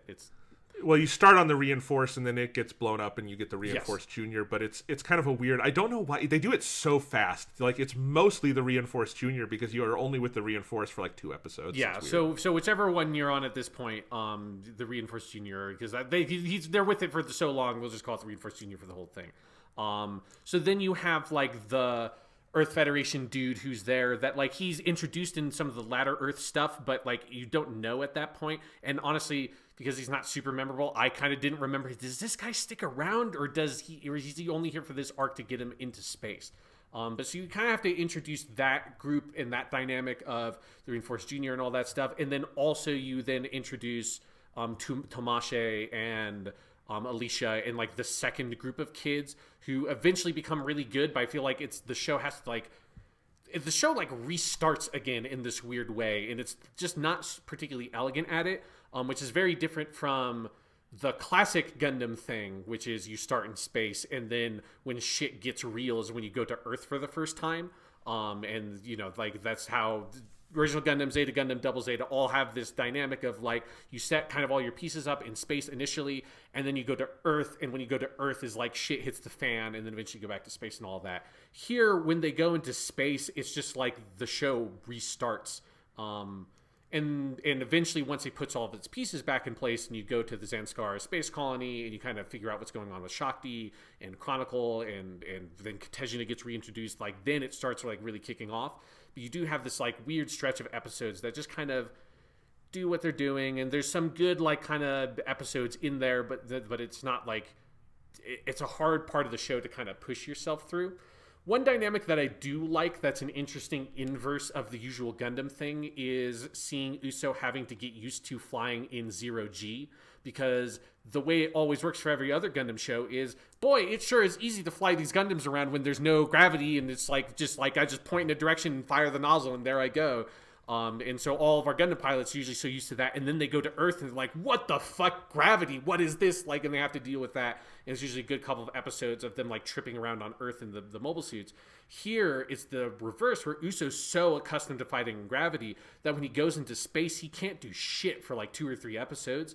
And I think that's an interesting, it frames it in an interesting way and kind of gives you this access to like, this is also the first time Uso's ever been in space. He's lived his entire life on Earth. Like, the whole concept of being in space is utterly foreign to him. So seeing him struggle with that, I think, is a cool character dynamic. But other than that, this stretch of episodes, I think, is pretty unmemorable. Yeah, but again, once you meet Queen Maria and they start doing stuff with that, and especially when there's a section, obviously, where Shakti is kidnapped, one of the many times she gets kidnapped, and they wind up infiltrating the Zanskar Empire, and there's a whole sort of little arc that goes on there roughly between episodes like 23 and 26. That is Gundam cooking with as much gasoline as it has ever cooked with gasoline. Yep. Because they just start... It's also one of the few times I can remember Gundam just actively dropping plot twists. Like, Gundam is a very well plotted franchise. It's very rarely a twisty franchise, you know? Mm-hmm. Like sometimes there's big reveals, but like in original Gundam, like, you know Char is not who he says he is. So when you find out Char is Casval Rem Daikun, I wouldn't call it a twist. I would call it a reveal, you know? I mean, you find out that... I mean, you basically find out that Char and Sayla are brother and sister in the second episode of that show. That's like the first time they see each other, which is not how most shows would do that. Most shows would save it for a big twist. But you do get some big twists in that, like, okay, Shakti is Maria's biological daughter, and Maria is this incredibly powerful new type who is actually very benevolent and beloved by her people, and is actually, and like there's some weird stuff going on there with how her new type powers are being used. The actual power behind the throne is sort of this Kagadi guy. There's these twists kind of come fast and loose near these episodes, and you get to that, again, episode 26, which is like the midway point of the episode of the series where Maria basically offers that they escape because, well, no, I'm getting these mixed up a little bit because it's a couple episodes before that where Maria helps them get off of the Zanskar colony because she like gives them the information, and there's that big scene around the guillotine where I think it's Pipiniden they're going to execute. Yes. And all those guys, and they all get away, and there's this big battle, and then there's this whole thing where Uso winds up taking Maria like captive as a human shield, and Peggy, I think, dies in that one. So there's just this string of big events going on and like heavily plotted, and the stakes start feeling very different to us because we start understanding that Zanskar is sort of this like benevolent front and this stated mission to like spread love throughout the universe, and Maria very clearly believes in that, but there's this militaristic side, which is what we've been encountering so far, and just when you really like put all the stakes on the table, there's just a series of absolutely kick-ass episodes, and I wish I could remember it all better. It's been a while since I watched all of this, but it very much sticks in my memory, this just general sense of how much is going on in the, like, right in the middle of the series. Yes, and it's the episode where they have where everyone almost gets executed at the guillotine because it's everybody. Like, they're captured because Uso's up there as well, and they're going to get executed, and then they get broken free by the other guys like Odalo, and I think helps them break out. It's episode 24, yeah. Yes, and then that's the episode that has, like, probably, for me, the all-time great cliffhanger for Gundam, because, like you said, Gundam usually doesn't really do cliffhangers or, like, big shocking twists, but the ending of that episode is a new mobile suit comes out of nowhere, starts attacking Uso as he's trying to escape, and then it's revealed that the pilot of that mobile suit is Katejina, who, up till this point, the show has basically told you and shown you that Katejina, who was captured by Chronicle earlier in the show, is like acting as a spy or something like that for the Ligue Militaire, and that she wants to find some way to help Uso and everyone else. That actually, at some point, she has turned and is an enemy mobile pilot, and that's where you realize, oh shit, like she's the enemy rival pilot. Really, it's not actually Chronicle. Like Chronicle plays that role for the first half of the show, kind of, and he comes in again a little bit at the end. But the real rivalry at the heart of the show, the Amuro Char of Victory Gundam, is Uso and Katejina, which to me is such a, like, that's like the first moment I feel like where Victory Gundam starts becoming Victory Gundam is the dude breaking down, crying, and killing himself, because it's just so fucked up. Then the other time where Victory Gundam becomes Victory Gundam, especially because in my memory, I thought Katejina was evil for much more of the show, because she's such a memorable character, and it's such a big thing I associate with Victory Gundam. I thought that happened probably at like episode 14 or something.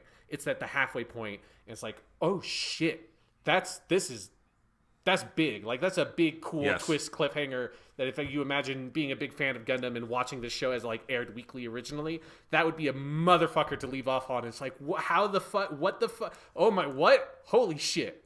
It's so good. Yes, and I misspoke. That's episode 26, Maria and Uso, which is the one where there's so much that happens. This is why I was confused, because that is the one that starts with Uso using Maria as a human shield, winds up giving her up, Peggy gets killed, they wind up getting captured, they're in the square, Maria gives them the plans, Tomashi and Odilo kind of come up with this plan. The way it's structured is that they've put the Gundam and one of the other main suits in like the square as like trophies. Yes. And Uso winds up getting in one of them. And then, yes, the kicker at the end of that Katejina has fully turned. She is in her mobile suit called the Rig Shokyu, which is great. And that is 26 episodes. That's the exact midpoint, basically. And it is just like the show is pretty locked in, and the back half of the series has some weak episodes here and there, but roughly I would say most of it is fantastic, and like it's on a really good solid ground. I don't know if it ever rises to that level of just pure tense excitement again for me,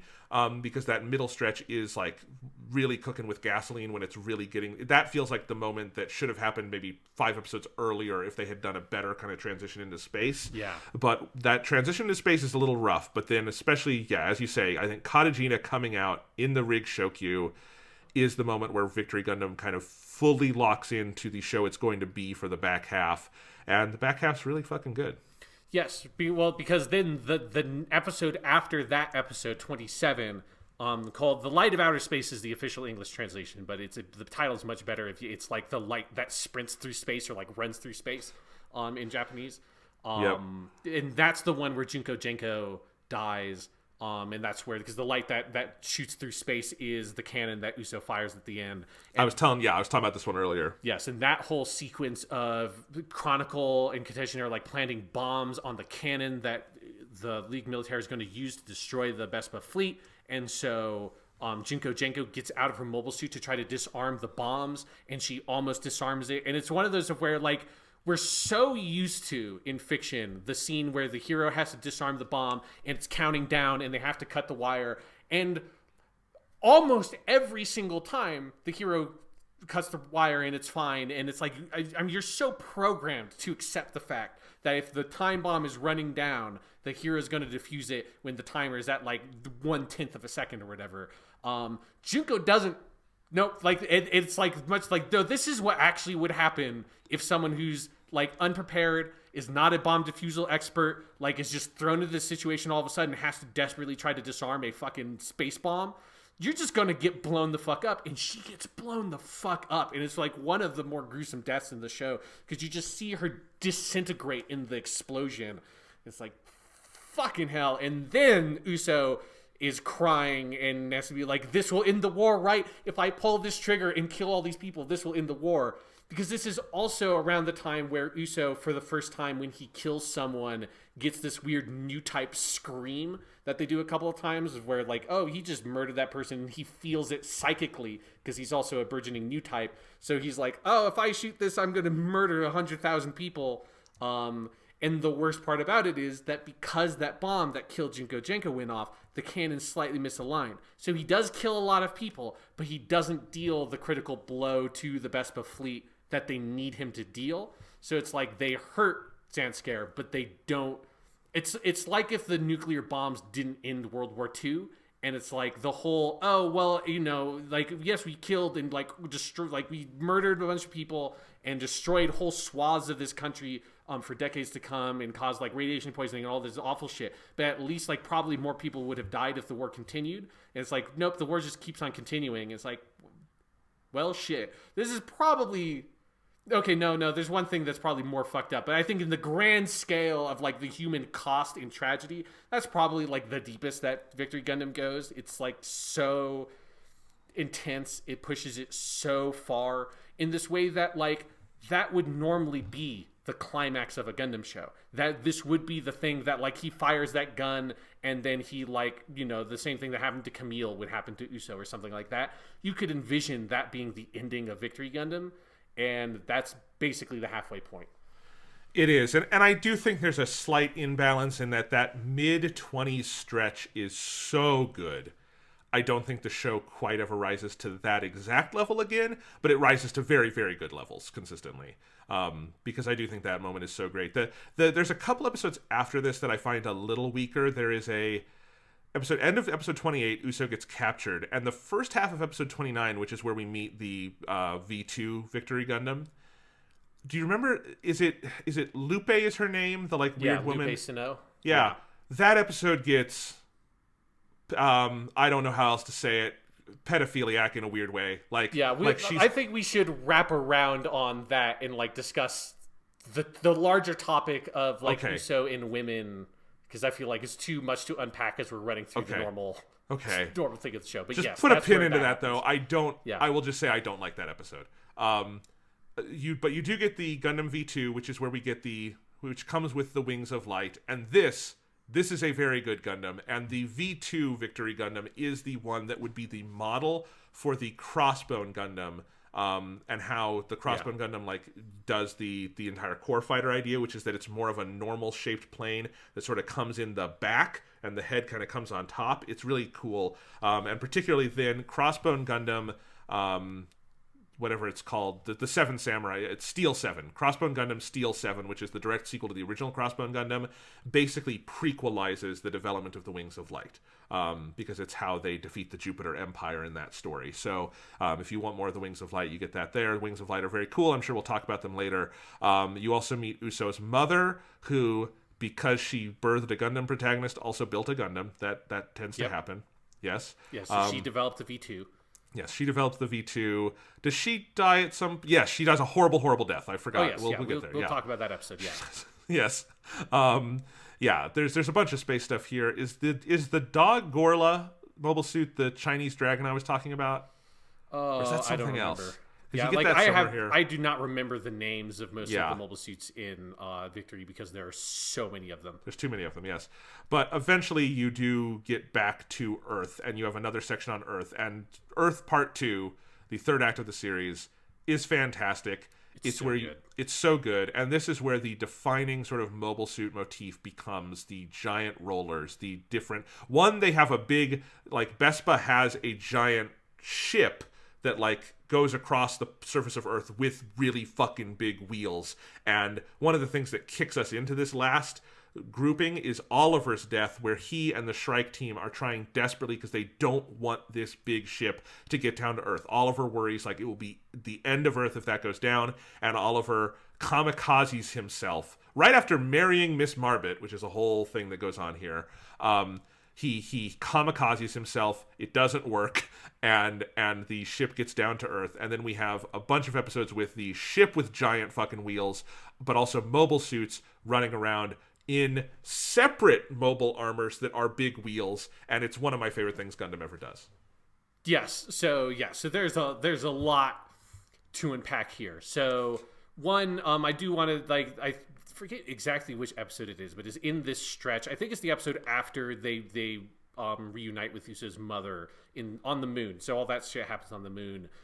Is you get what I think is like probably the most effective recap episode I've ever seen, which is where Uso and his mom, it's like Uso's reconnected with his mom. They're together in this apartment, and like Uso's going to go to sleep, and so they basically sleep in the same bed because Uso's been separated from his mother since he was like 5 years old. This is also around the time you start getting flashbacks and realize that his parents were like grooming Uso in this weird way, and they're training him to like throw knives and all this shit. That's like they kind of were pumping him up to be something in this weird way. That kind of like sets him on this path to become a Gundam pilot.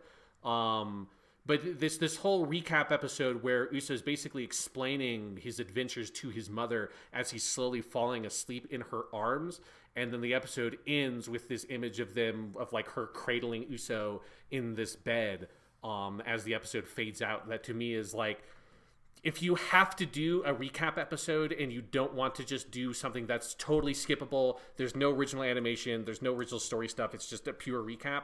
If you want to sort of bridge that gap between recap episode and new episode, I think that's the best I've ever seen it done, because it does feel like this actually natural kind of thing to occur, that Uso's sort of decompressing everything on his mother, and it provides other context for like is him sort of thinking through the events of that he went through when he was on Earth, getting up to meeting his mom, and it gives you time spent with Uso and his mom together that the show really doesn't have time to usually do. That is important because then they do kill the mom, which we'll talk about. But like having that like one moment of like peace and solace between the two of them is really valuable, and I think it was like a smart, like, if you have to have those fucking recap episodes, that's probably the best way to handle them. Yeah, because I think that's episode 30, Mother's Gundam, and I think the first half is pretty much all new stuff, and it's the second half that does more of the recap. But you're right, it's contextualized in a way that, you know, I still don't love recaps, and they kind of drive me crazy, but this one was like, okay, there's a reason to do it this way, and it's done pretty well. Yeah. Should we talk, by the way, so his mom's name is Muller Miguel. Yeah, Mueller-Miguel. Mueller-Miguel, yeah, like Bob Mueller. Mueller-Miguel. And there's the whole sort of fan theory that Uso would be Char's grandson because Char's lover in Char's Counterattack is Nanai Miguel. And I guess they were, at some point, Tomino might have been even planning that as like a canon thing, but it was not done in the final show. Yeah, that's as much as that is. It's weird. Yeah, like that's another one of those things that I try to sort of track down and can never feel like I get something that feels solidly like this is something they're actually trying to do. It was something they had a big idea with that they sort of abandoned. I think it would be an interesting thing if it was something that they like gestured towards more strongly. Like, as far as I'm concerned, like it's not really something that impacts the show in any way. But if it was something that they had wanted to do, I could kind of see it. It's like a fun, like the irony of Char's, the whole thing being like basically what Bess was trying to do is like this horrific monstrous version of what Char's already is a horrific monstrous act that he's trying to do in Char's Counterattack, of kind of destroying the Earth so that the Earth can cleanse itself.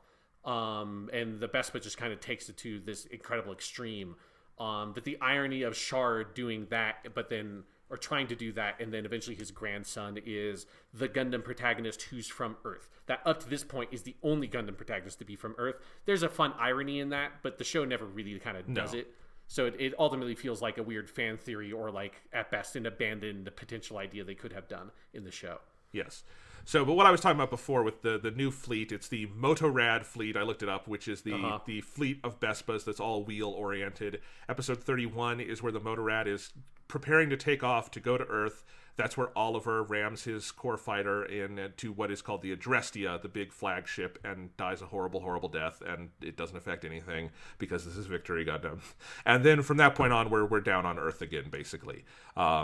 And yeah, I mean, should we also talk about briefly Oliver and Marbet, because they're interesting characters. They're some of the more significant adults in the League Militaire up to that point. Oliver is sort of the leader of the Shrike team.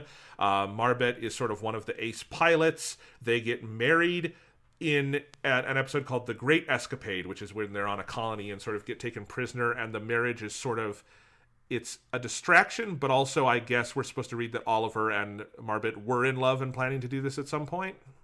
Yes, because there had been, like, it's one of those things where they play with Uso's age of, like, he's kind of always, like, walking into the room while Marbet and Oliver are having some kind of tense conversation that you get, like, this little snippet of that's clear. They're, like, are in a relationship or we're in a relationship, and Marbet's frustrated because Oliver's spending all of his time with the Shrike team. That's all these, like, young women that are younger than Marbet, all this kind of stuff. So it's, like, a lot of, like, Uso walking in on his, like, fake parents having some sort of, like, you know, romantic dispute or something.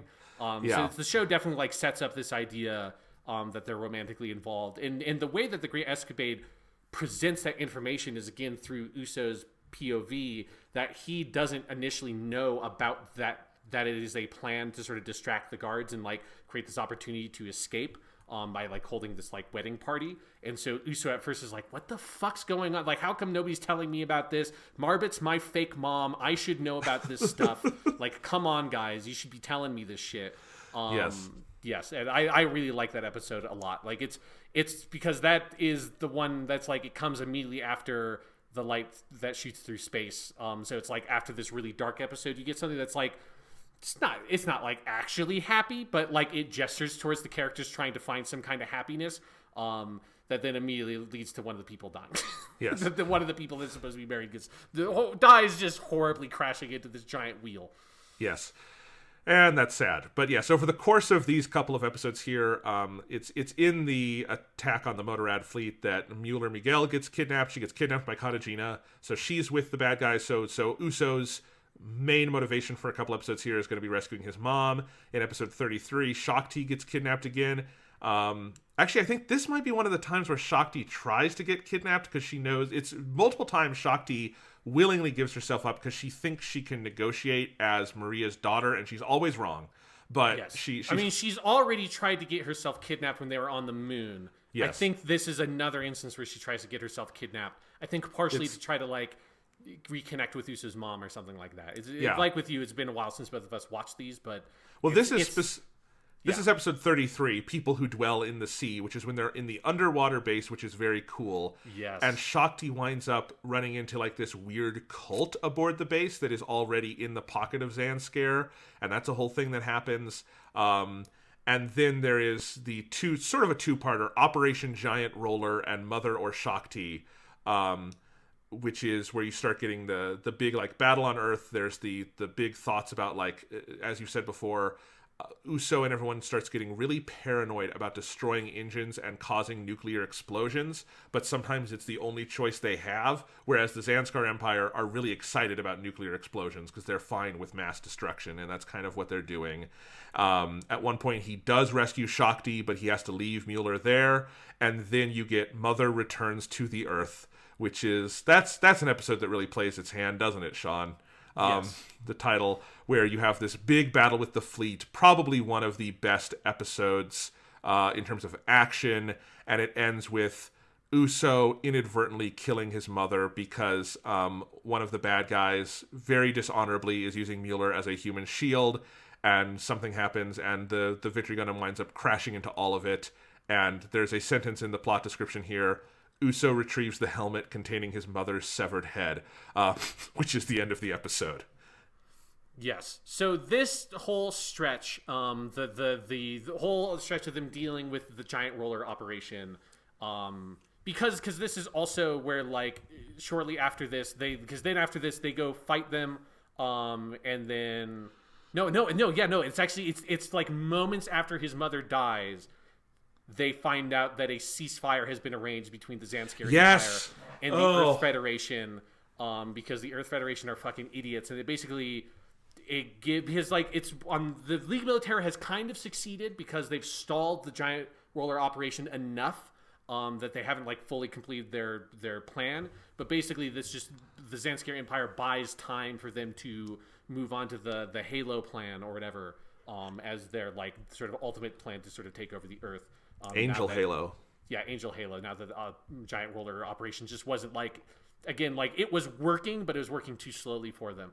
So yeah, this stretch of episodes, culminating in Mother Returns to the Earth, I think is like one of the most vital parts of this show. And for me, episode 36, Mother Returns to the Earth, is the best episode of Victory Gundam. I think it's just like utterly incredible. And just this whole thing, I remember so distinctly the first time I watched Victory Gundam, that this being a thing that like really shook a belief that I had up to that point about like a certain element of like the kind of that utopian vision of space travel that we hold on to, of like, oh well, if we go into space, going into space has the potential to solve so many problems that we have. Like it has the potential to help solve like access to certain kinds of resources, access to like living environments, like solving things with like overpopulation. Of course, like a lot of these are problems that we could solve with the resources we do have on Earth, but they're not distributed in such a way to actually solve those problems. But space travel has the potential to be this tool that could solve a lot of things that we're dealing with as a species. And I had this sort of like vaguely utopian, like, if we could do it, there's so much we could do with it. But it's like, this was something in these episodes, and Gundam has played with this idea, but this is the one that puts such a fine point on it, of I had never really considered fully what consequences like blowing out of the closed system we have on Earth would have for warfare. And one of those consequences is the complete and utter nullification of mutually assured destruction as a principle that prevents a certain level of destructive warfare that right now on Earth, because we are in this closed system, using things like nuclear weapons is ultimately self-destructive, both because you will almost certainly be nuked, but also because at a certain point, that level of destruction makes the Earth uninhabitable. It destroys so much that eventually you're not going to be able to survive. The human species wouldn't be able to survive. The Earth would be transformed too much. If you colonize space, who gives a shit? It doesn't matter anymore. You can live wherever you want. And so the whole concept that the Zanskar Empire has, it's so fucked up, is that they're like, if we blow up one of the nuclear reactors for the mobile suits, that's great. Awesome. That just makes the Earth less habitable for the scum that live on the Earth. So the League military are so desperate to avoid at any cost destroying the reactors that power these mobile suits, which limits their offensive capabilities. And then when like Uso is forced to blow up a nuclear reactor, it's this big dramatic moment. But then it's also like the basic concept of the roller plan is they just landed giant fucking wheels on Earth, and they're just flattening cities. They're just driving around in like heavily densely populated areas and going around and flattening cities. And it's one of those episodes, I think it's the giant roller operation episode, is where it's just them trying to stop this giant fucking wheel from crushing an inhabited city, because the wheel is huge. Like it's a giant spaceship wheel.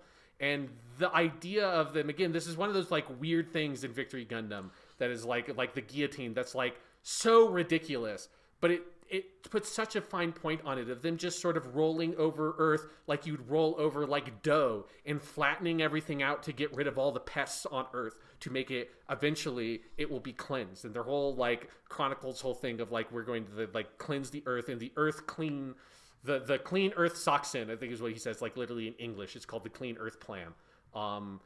It's so fucked up. It's the most fucked up like villainous scheme and plan I think any Gundam antagonist has ever had, because it is the most properly like Nazi-esque genocidal thing that any of these people have done. Like Mobile Suit Gundam and the Zeons like gesture towards it, but mostly through the aesthetics of the Nazi Empire. This show just says like, nope, they're just literally trying to kill every last person that's living on Earth, so that eventually they can take over the Earth once it becomes habitable again. That is fucking fucked up, and probably what would actually happen if we did colonize space. And I want to go back to what you said about Chronicle, because we haven't talked about him much. He's a really good character. I mean, he's a terrible person, but he's a good character. And I love how you can already feel Tomino is sensing that like Char is going to be this shadow over all of Gundam, right? And he almost preempts what I have not seen Gundam Wing and some of the others, but I know they're going to go to the Char well many times, right?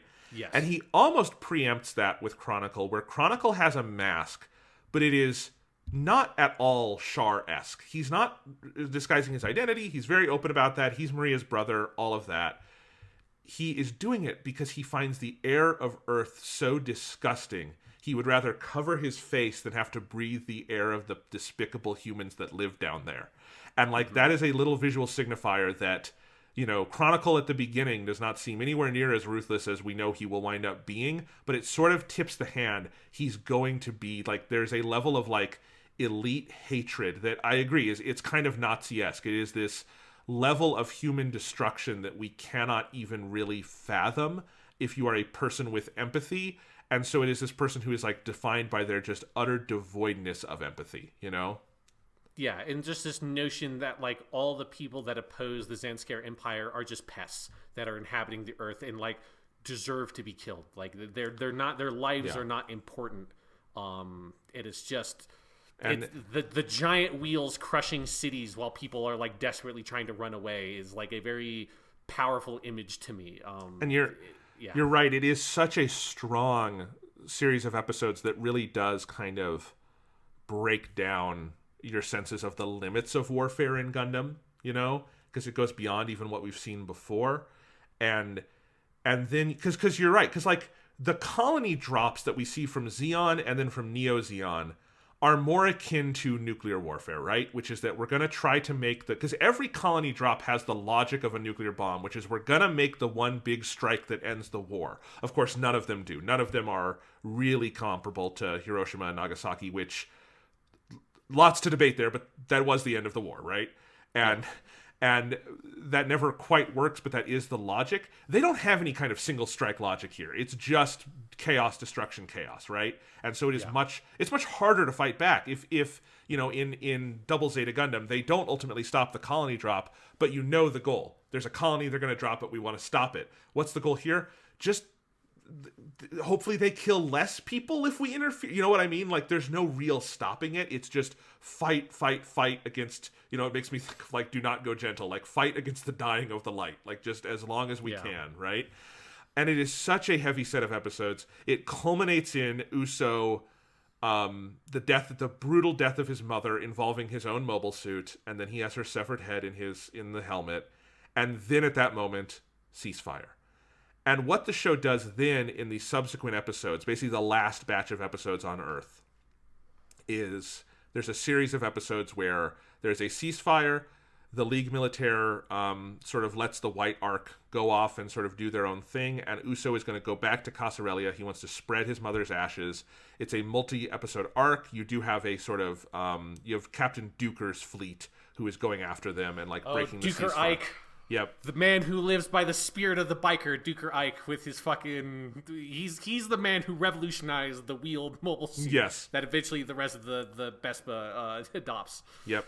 So the action continues, but it is a much slower, more contemplative set of episodes, culminating in an episode where they are at Casarelia. They do a burial for his mother, for Oliver, for Walker, for all the dead Shrike team pilots, and you wind up on the sort of hill in Casarelia that we've seen many times. It's basically like where Uso does his paragliding from, now with a set of wooden crosses that is so long, you cannot fit it in a single 4x3 frame of anime.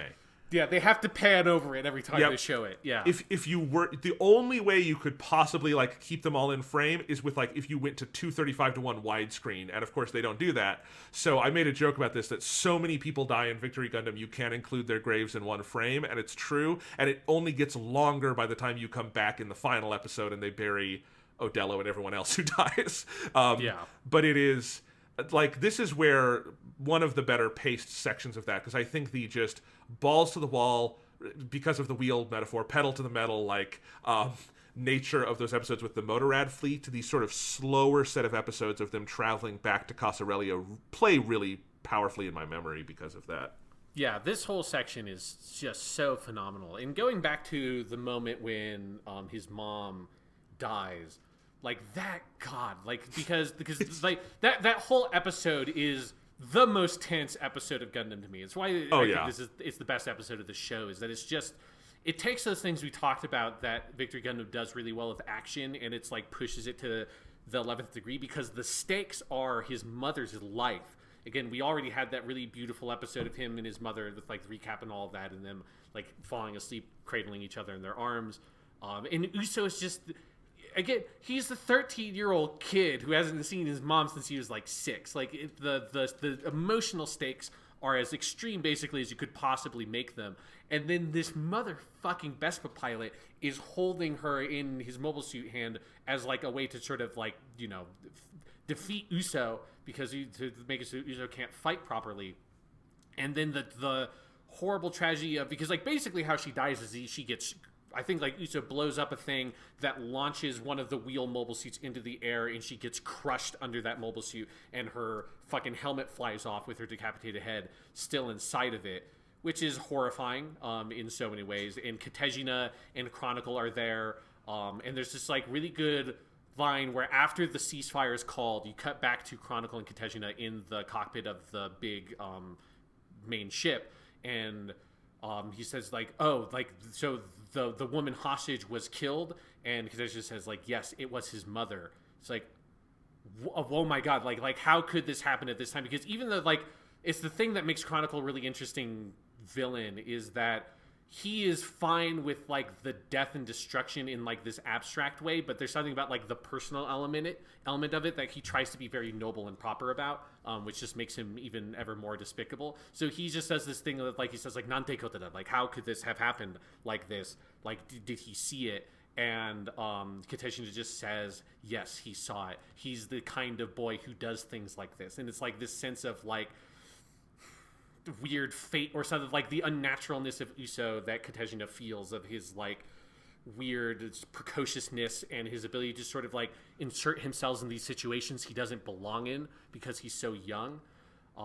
That's a really interesting scene with those characters. And then you get Uso coming back to the ship holding the helmet with his mom's head. This either happens, maybe this happens at the beginning of the next episode, I don't remember when this scene happens, but he comes back to the ship with the helmet, and you don't know that the head is still inside of it until he walks up to Marbet and says, this is my mother, shows her the helmet, close up on Marbet's face, and she's just disgusted, and you see blood dripping out of the bottom of the helmet, and you realize they never show Mueller Miguel's decapitated head, but it's better because they don't. It's like so fucked up. The amount of trauma that is inflicted on Uso at that moment, and the way they visually depict it, it's like just it is the most Victory Gundam thing in Victory Gundam. Like when we talk about the show being dark, that is the moment that I think about, of Uso handing Marbet his mother's decapitated head inside of a helmet, saying, this is my mother, and her just like almost vomiting on the spot because of what she sees.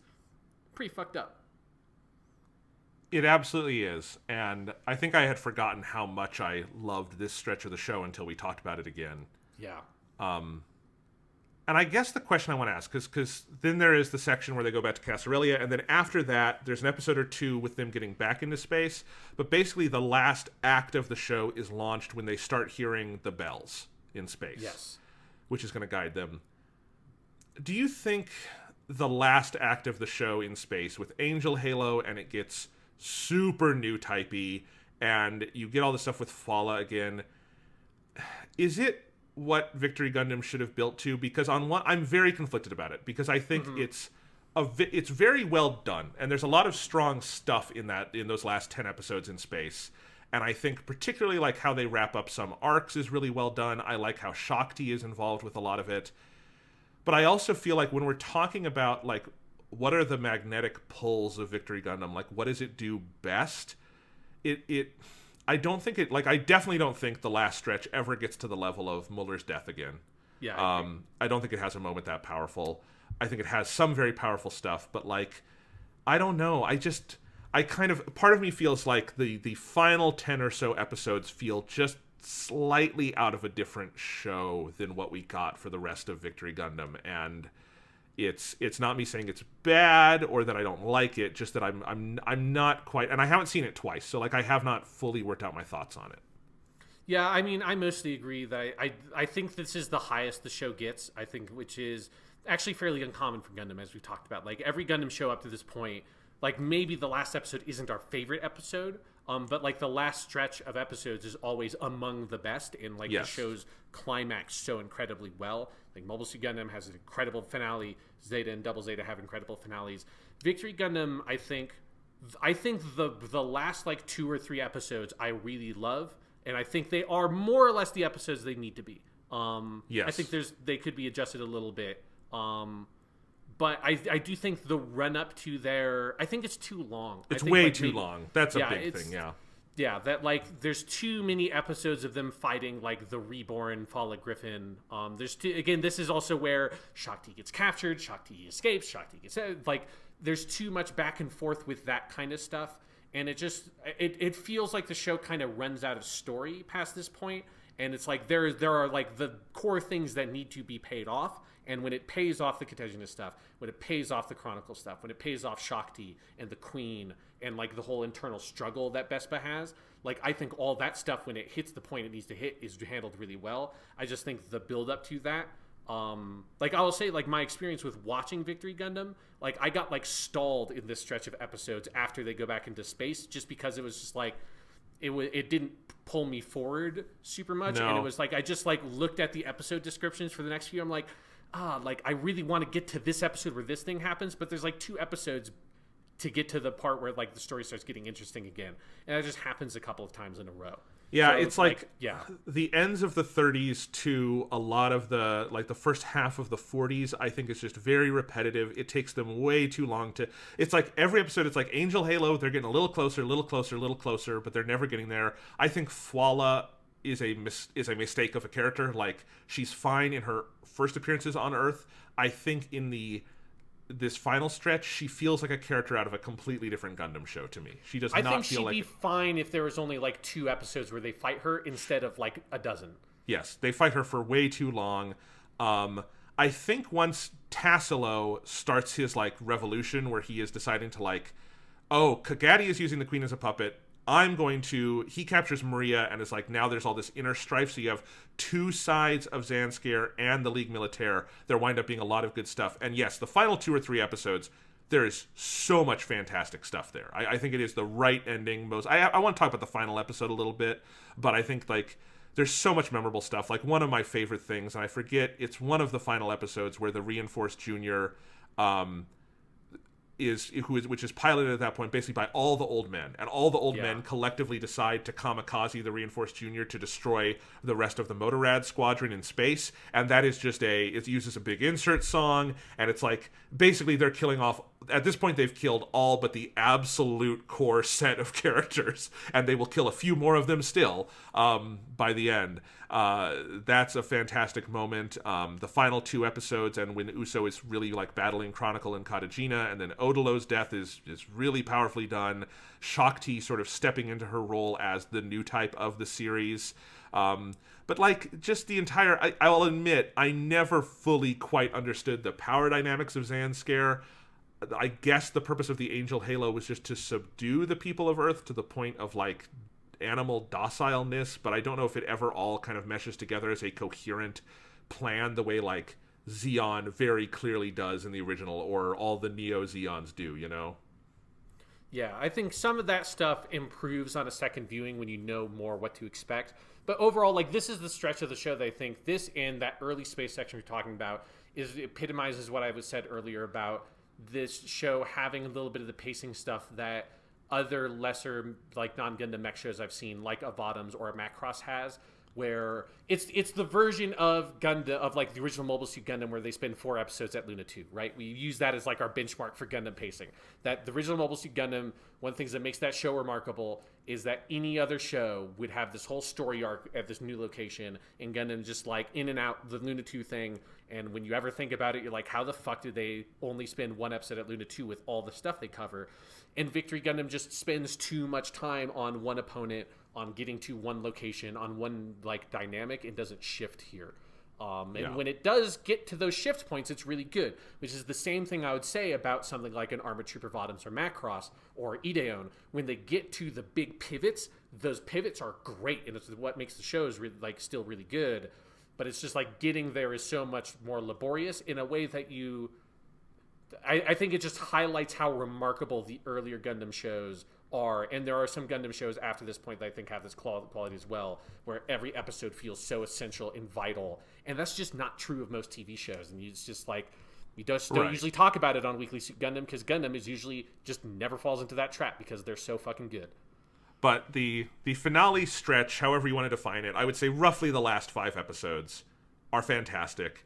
And the gradual descension of Angel Halo to Earth, which means the last episode and a half do take place in Earth atmosphere, with this giant thing coming down and Shakti going full new type and breaking it up into separate pieces and saving all of the people on board who are being used as psychic fuel. I think the shift from the show being pretty new type agnostic to all new type all the time in the final episodes is jarring. I think they could have done it smoother, but it is some really, really good new type action, and I think making Earth the battlefield for the finale is the right instinct, because that's where Victory Gundam is at home. And some of just the images and the ideas on display, it's definitely reaching a little bit above its pay grade at moments, with some of its ideas are just a little too out of its grasp, but I love they are swinging for the fences in those closing episodes of this one, Yeah, absolutely. And you get standout moments like the suicide run with all the old men. And I just love that I love that's for Tomino, I feel like that's a statement of the best that old people can do in society is sacrifice themselves for a good cause because they're not actually useful. That feels like Tomino's sort of statement, which I'm sure, with him actually being an old person, obviously he struggles with that, and he talks about that in interviews and stuff. But that's a great moment. That's if you saw this in a movie theater, that'd be a real stand up and cheer moment. And then yes, all the internal politics with Zanskar, because let's kind of talk about the setup and what goes on here with Zanskar. So the Zanskar Empire is on the face of it a matriarchal setup, in that you have Queen Maria Pia Armonia, who is an incredibly powerful new type, and she's supposed to be the ultimate ruler of this whole empire. But as you kind of dig into it, you come to understand that she is actually more of a figurehead who doesn't fully realize that she's been put into the position of a figurehead. That she is useful because she inspires such intense loyalty, partially because she has these psychic two-type powers, but also because she's, this incredible, eloquent, beautiful woman that, everyone wants to follow. But then behind her, you have all these other forces vying for power.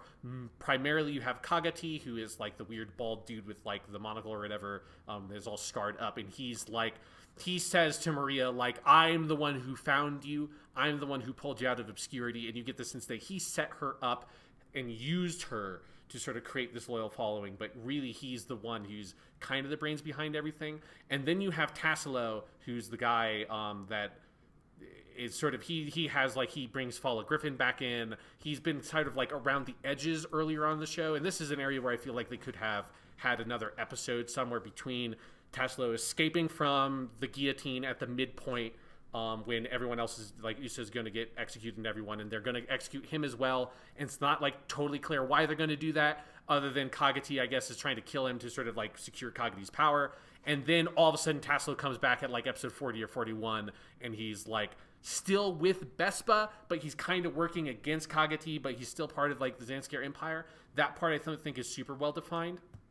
But effectively, it's these two men, Kagati and Tassilo, both trying to sort of get control of Maria, because if you have control of Maria, you have control of Zanskar.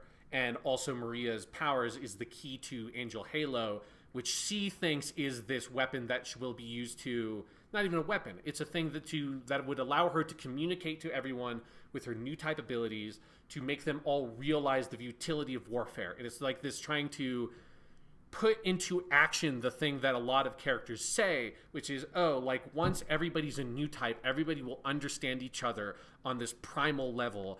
And once everyone truly is able to understand each other, war would cease to happen, because the reason for war is because we have differences.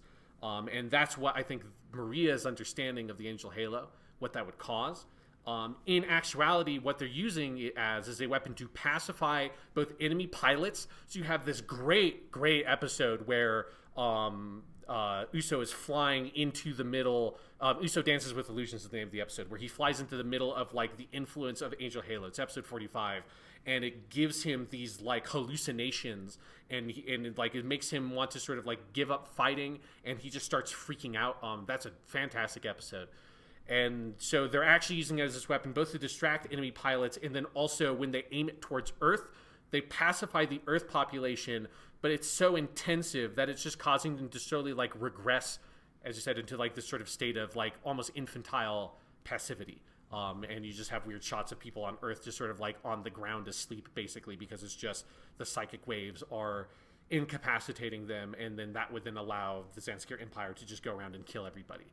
And so I think that it's a little bit messy in its execution, but upon like second watch, like knowing those power dynamics and how they play out, I think it's actually a really fascinating setup of this like struggle for sort of not the throne itself, but the power behind the throne. Because I think Tomino's vision of how this works is it's something he's shown a lot, which is this idea that in this kind of patriarchal society, that women are pushed and used as tools by the men in power. And you see that in different ways and in other Tomino Gundam shows, and then also in Ideon. And here it's like kind of the most like dramatic, explicit version of that, where the woman is the actual supposed to be the leader of society. But even in that situation, the like power structures behind the throne still do not allow women to actually have the true power in that society, and they're still being used as tools even at that level. And it's like a grandiose version of like Rekua's story arc in some ways. Yeah, I do think that's an interesting theme throughout. There's an episode, in fact, just called Women's Battlefield, where like the principles of matriarchy as like a good positive thing are actually like talked about a lot in the show, and I think it's something that people seem to genuinely believe in. But then there's all these awful men behind the scenes kind of twisting the screws and actually making it so that those principles that they want cannot come into actuality, and is using it as a weapon. That's a really interesting commentary that's going on in these episodes. And you know, of course, Maria gets killed over the course of this. She dies, and then it's up to Shakti in the end. Because again, there's like 3 main characters that survive this series. Yes. So Maria has to die. But yes, you have that great scene after Maria is killed where Kagati, it's like when everything's going to shit in Angel Halo, and he goes into the throne room and just sees this like vision of Maria on the throne, and that's when he yells at her and says like, I'm the one who pulled you out of obscurity, and like shoots the throne. That's a really good moment. It is. It's very good. Yeah, I mean, they definitely they start cooking with gasoline again at these last couple episodes. Not maybe as well as they have at their peak, but there's so much good stuff. Do you want to talk about the end of Katajina's arc, which is kind of the end of the series too? Yeah, because I think that is the heart of what happens at the end. Is focused on Katajina and terrible shit. It's like, man, that lady, oh shit, that lady. It's really interesting, and I think there's always, because you mentioned this before, there's always a little bit of tension in that. I think the show would have benefited from a Katajina-centric episode once or twice through the run to like give us more of a sense of her early in the show and a sense of how she transforms into who she becomes, you know? But she does become like the truest believer in what Zanskar is. She feels like you know, this is going to be a weird analogy, but it's the closest I can come. And if you're one of our Weekly Suit Gundam listeners who hates when I invoke Donald Trump, I'm just going to do it here. She feels like your relative who you loved and thought was really caring, and then they start watching too much Fox News, and they start spouting the conspiracy theories at you like a true believer, and you don't recognize that person, but you know like that is a real phenomenon that happens. That's what Katajina comes across as in the final arc, because like she develops like a genuine personal hatred of Uso that no one else has. Like Chronicle, I think to his death, feels a little sorry for Uso. I don't think Chronicle wants to be killing kids. Like, he is fine doing it with his big Motorrad fleet, right? But he has this weird, like, nobility where he doesn't think kids should be fighting. Katajina fucking hates him. And she hates him because she has, like, drunk the Kool-Aid and, like, gone in and decided that it is sort of easier to live believing the lies of the bad people in power than trying to fight for good and knowing you're going to hit a lot of heartache on that path. And that's kind of the character we're left with into that final confrontation. Yeah, Katajina is, like, I'm kind of of two minds about, like, on the one hand, there are definitely gaps in her storyline that I know are, like, one of the reasons why I say gaps is because I know that they weren't entirely intentional. Because I know that one of the consequences of, like, the weird production stuff with this show is that, like, some just ideas and plot lines kind of got cut. And some of them would have expanded more on Katejina. Because part of the original idea, and from what I understand, in the novel, they make this very explicit, is that she would be a cyber new type. And she's not really in actual Victory Gundam.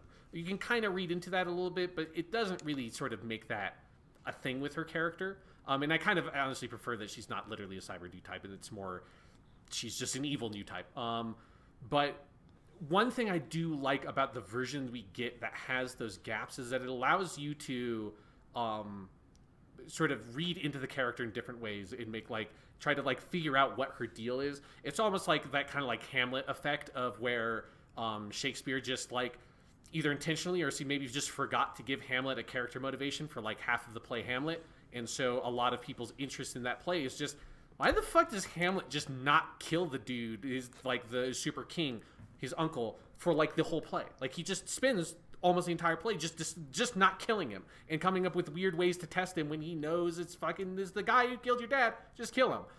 And so that's, like, the vast majority of, like, academia and, like, essays and stuff written about Hamlet boil down to some sort of, like, question about character motivation. I think Katejina has the similar quality to her, where there's a lot of building blocks you see, and the show just never kind of builds all those bridges for you.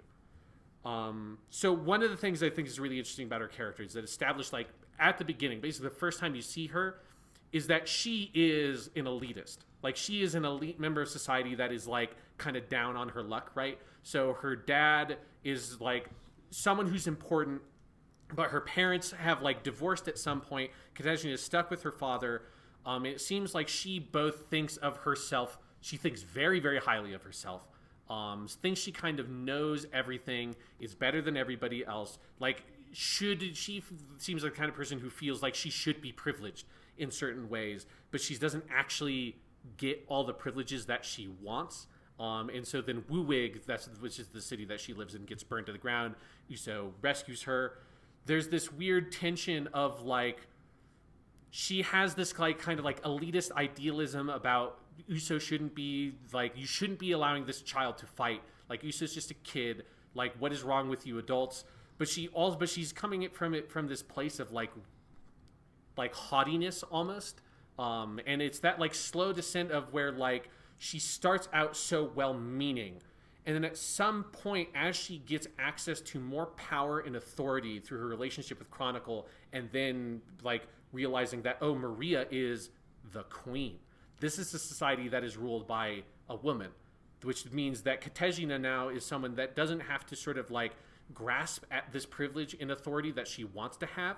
A privilege and authority that Uso, even though Uso's a child, does have. That because Uso, partially I think associated with, like, there's a male privilege element of it, because Uso is the young Gundam pilot, Katejina is probably more of a new type in some ways than Uso is. Just nobody sees it because she's not really allowed to do those kinds of things. And so Uso gets to go out, Uso gets to be the hero, Uso gets to do all this stuff. Katejina just doesn't.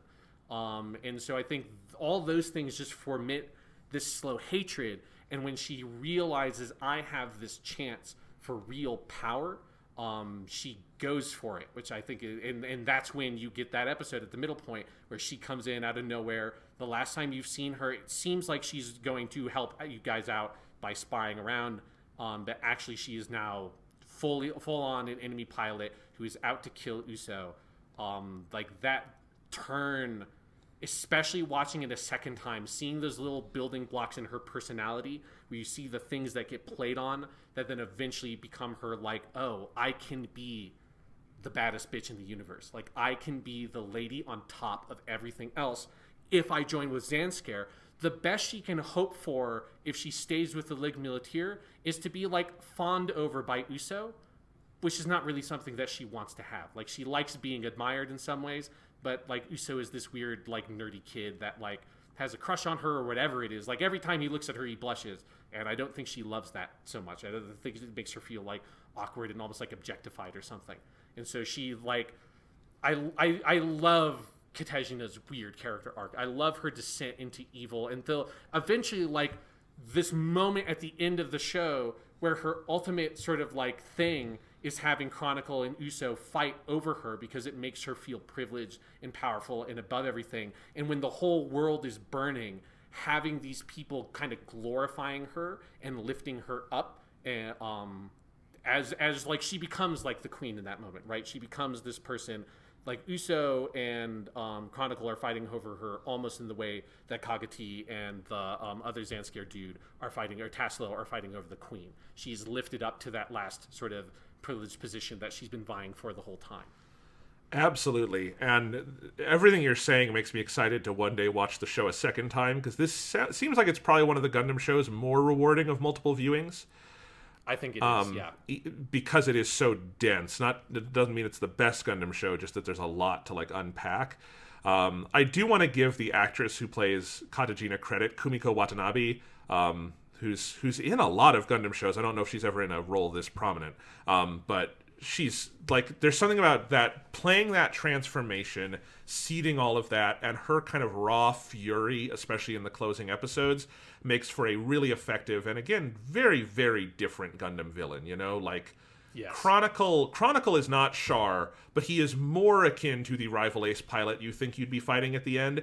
This one kind of plays the bait and switch that Double Zeta does, kind of in reverse, where you think Haman Karn is going to be the main big bad, and Glemmy Toto winds up being kind of the worst element there. And this kind of does it with Chronicle and Katejina, you know? Yes, and so, yeah, Katejina to me is, like, she's the most memorable part of Victory Gundam, in part because it's, like, also, like, she's so despicable. Like, her betrayal and her manipulation of people, it's like her, like, venomous spite and hatred towards Uso is so delicious. Like, there's something about it that, like, if you're someone who likes just, like, a properly just, like, bad baddie, she's just, like, fucking evil. In that Glemmy Toto-esque way. Like, her and Glemmy occupy a similar spot in my mind as Gundam villains. That they're, like, slightly off ace rivals. Like, they're not just, they don't just fit easily into the Char, like, ace pilot rival role. There's something more sort of, like, ideologically kind of, like, venomous about them. That it's like you kind of love to hate, but I'm excited every time Katejina is on screen, because it's like, man, this lady fucking sucks, but she's amazing. And Katejina also gets the probably cruelest murder of, I mean, the cruelest death is probably the mother, but I think in terms of characters, you know, Odello dying in the final episode at Katejina's hands. He comes so close to the end. We know that character so well. The only really comparable thing in UC Gundam, I think, is Katz in Zeta, of someone you think would stick around longer, but she just dies. It's the way they do the sequence is exceptionally brutal, because this is Victory Gundam, and, you know, it's a real bummer that Odello does not make it to the end, because he's such a central character, you know. It would be like if Kai had died in the original Gundam, like at the very end, you know, and it would just be such a sucker punch. But it's a sucker punch that really drives you into the last act with extra momentum, because if you didn't want to see Katejina go down before, you really do after she kills our buddy Odello. And that's a really hard name to say in English, I'm realizing. I'm saying it different every time. Uh-huh. But anyway, you do at that point, and the denouement of the show really kind of belongs to Katejina and Shakti much more than it does Uso. Because Uso defeats Katejina and, like, stops the advance of the fleet and all this with the wings of light. Katejina, we learn later, is blinded by that. At the end of in the last, like, 5 minutes, we're back in Casarelia. The small number of surviving characters are happy. We see Uso. But the last moments of the show are Shakti seeing a Katejina who is blind and kind of itinerant, wandering around, and having this moment with... trying to find Wu-Wing again, but she's blind, so she can't find her way, because her, like, scooter, the auto-nav program on her scooter is malfunctioning. So, you know, Shakti kind of gives her directions, and then Shakti breaks down crying, and so the show effectively ends with someone breaking down crying. You know, I said this earlier to wrap around our discussion that I wasn't quite sure about the denouement, and I do wish the last 5 minutes in Casarelia were longer. I wish there was just a little more of, like, conscious wrap up, but I think the ending is the right ending. And it's something where I just feel like I need to see the show again to fully digest it, because it's bleak in an entirely different way than like Zeta Gundam is bleak. Because like Zeta Gundam is bleak in the sense of like, you had a really tough battle, but at least we won, but this person's spirit was broken in a horrible way, and that's very bad. There's something almost more existentially dark about the way Victory Gundam ends, with that encounter between Shakti and Katajina, and that it's a much more complicated ending than if Katajina just died, and it lingers much longer because of that, and the sort of hollowness of the victory is just it's a different. I don't even know if I can fully verbalize it, but it feels different to me than other Dark Gundam endings. Oh, absolutely! Like, it's a pretty unique ending in Gundam. I love it. I think it's so evocative. And it's like, it's hard for me as well, I think, to like kind of put into words the feelings that it gives, but it's like, I mean, one, it's like, this is like symbolism 101, but it fucking works so well, is that like winter has come to Casarelia, right? So it's like, it's all snowing. You like, the last shot of the show is the V2 Gundam and a bunch of the other mobile suits like covered in snow, hidden amongst the trees, which is just like an all-time great last shot. But yes, like the blind, wandering Katajina trying to find her way back to where she started because she lost her way, and she's like punished. Like her eyesight is taken from her because she was blinded by like power and greed and this desire to control and manipulate people. Is just like, it is so evocative, and it's not clean the way that, you're right, with Zeta Gundam. Like, Zeta Gundam is bleak and dark, and like Uso, other than like the psychological trauma that, he gets like PTSD, all this shit from fighting in this war, he's technically fine, right? It's not like what happens to Camille. Camille is fucked up by the end of Zeta Gundam. He's reduced to the state of a mental child. Like, Uso is going to live a life. Like, other than if you didn't have Double Zeta Gundam, your assumption is that Camille doesn't get to have anything resembling a normal life past that point. Eventually, you get to see him recover some in Double Zeta. But it's like, his ending in Zeta is so fucked up. But you at least get the satisfaction of Shiroko getting fucking impaled on the nose of the Zeta Gundam and that motherfucker dying. Like, that dude dies a horrible, awful death because he deserved to, because he's a horrible, awful person. And Katajina is in some ways feels like more despicable to me than Shiroko does.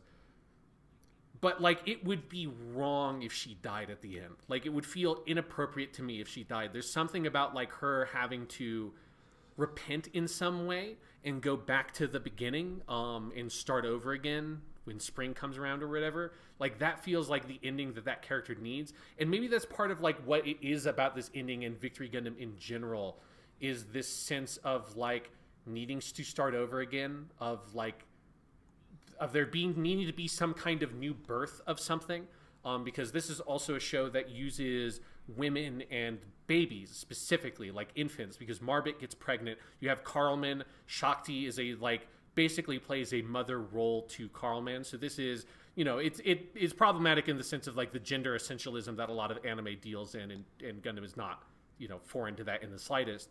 But there's something about the symbolism and the need for this show to like find some kind of hope in the next time around or something, and like a new birth of something again, because this cycle has failed. And it actually is something that there was this great line that Tomino had in the interview, the whole panel they had at New York Anime Con a few months ago, where someone, I think it was part of the Austin Walker interview, where Austin Walker asked him basically like, what are the lessons that the people of the Universal Century timeline learned? As and I think the lead into the question was like this idea of like, oh, like what are the lessons? A fancy way to ask like, what are the lessons you try to impart with Universal Century Gundam, which is the vast majority of the Gundam stuff that Tomino produced. And Tomino gives this answer of, the reason why I created Reconquista NG is because the people of the Universal Century timeline didn't learn from their mistakes. And that is something that, to me, like watching Victory Gundam this time around resonates really hard, is that the bleakness of this is that nobody has learned from the mistakes in this cycle. And this being the last Universal Century thing, it doesn't like Universal Century proper Gundam doesn't get the Tomino cycle of really bleak ending in a show and then much happier ending in the next show, which is something he likes to do a lot. This ends at the downturn. This ends in winter. This ends with the destruction and death of so many people and the scarring of the youngest, most innocent, most impressionable protagonist Gundam has ever had in Uso Ewin. That it does have this like darkness to it. But there, I think there is like the vague hinting at the rebirth with Carlman in Shakti and with Marbet and her unborn child. There's this hint that like new things can start again, and hopefully Katejina can one day find her way back because she's not dead yet. There's like, it's got that like Nier Automata sense of like, there is still hope in this darkness. It's just the faintest, most desperate of hopes, but it is still nestled in there somewhere, which distinguishes it to me from other things. Like if we ever talk about Eva, we'll talk about how does Eva handle depression? How does Eva handle questions about whether or not hope exists? And for Victory Gundam, it is brief and it is faint, but the hope still is in there at the end, and I think that's one of the things I like about the ending. Well, I love that analysis, and I find it really interesting. I think, it makes me think of when we talked about Unicorn Gundam, that it feels like Gundam, you can kind of choose your own adventure past Char's Counterattack, because the timeline that includes Unicorn and then F91 and then Victory Gundam is a timeline that makes no sense. But you could split it into a timeline that is Unicorn and then unknown futures, and then one where Unicorn never happens and we go to F91. And those feel very much like two possible branches from Char's Counterattack. And I would roughly say, with how you've put it, Unicorn feels like the one where the Universal Century learns its lessons. Because Unicorn Gundam is all about learning lessons and introspection. And the other one is not. And I kind of like that they both exist, because I know Tomino obviously did not write Unicorn Gundam. It feels like a pretty beautiful tribute to the Tomino vision of Gundam, though. And I think both being there as possible sort of endpoints of how you might view the Universal Century, that feels right. That kind of feels right, that you would have Victory Gundam and Unicorn sort of on different sides of the coin, because I think they give a pretty big picture of what Gundam in the Universal Century is sort of all about. Yeah, absolutely. It's in Victory Gundam is messy, gets messy along the way. But man, when it nails it, it fucking nails it. It's a great show. So I think that is probably a good place to end our textual analysis. Couple of other little things, Sean. The original theme song for Victory Gundam in the first 30 episodes, Stand Up to the Victory, that song fucking slaps. It's so good. It's such a great Gundam OP. It's one of the best. I love Stand Up to the Victory so much. Especially in the first 15 episodes, so completely out of tonal whack with the rest of the show. Like, there is my favorite shot in the opening theme, and it's going to be the like picture that I use for this episode, is Uso running with his arms outstretched, and there's a picture of Shakti like in the stars behind him, and like there is no greater like delta I've seen between an image in like an anime's opening and the content of the actual anime. I'm sure there exists that elsewhere in anime, but like that is a very high delta. The ending for that one, Winners Forever, is also very good. I think the second set of themes is kind of it's fine. Yeah, it's fine. It's one of those classic, like, it feels like they designed a lot of like that stuff for that first OP, and then the second OP comes around and they're like, this one's okay, but the first one's by far the most. Stand Up to the Victory is great. I already mentioned the eye catches, which I love, which like I've never seen another anime do that, where like they basically created like a 20-second animation loop and then just split up the frames over 51 episodes. It's fucking awesome. Yeah, it's really good, and especially because I had kind of forgotten about it until you don't really notice it until probably like episode 7 or 8, where it's like it's changed enough that you're like, is Haru getting bigger? Like, what's happening? It's like, oh shit, and then eventually Haru like consumes the earth basically, which is great. Flanders is the best behaved dog in human history, because that dog goes through a lot of shit being launched into space, and he's out in the blackness of space in a space suit several times. Dogs and babies in spacesuits are so good. More things should have dogs and babies in spacesuits, because it's great. I just would love to know if any dog could actually like mentally survive what Flanders goes through in this series, because Flanders is very well behaved. So he's a good boy. Oh man. Do you want to address what we mentioned earlier with Uso and kind of the the creepy stuff once in a while with him. Yeah, I think we have to because it's because this show I think has more gender stuff in it probably than any other Tomino Gundam show. Like Zeta Gundam has a lot, but this one definitely like. I mean, because this is the one that has like probably like 70% of the main cast are women.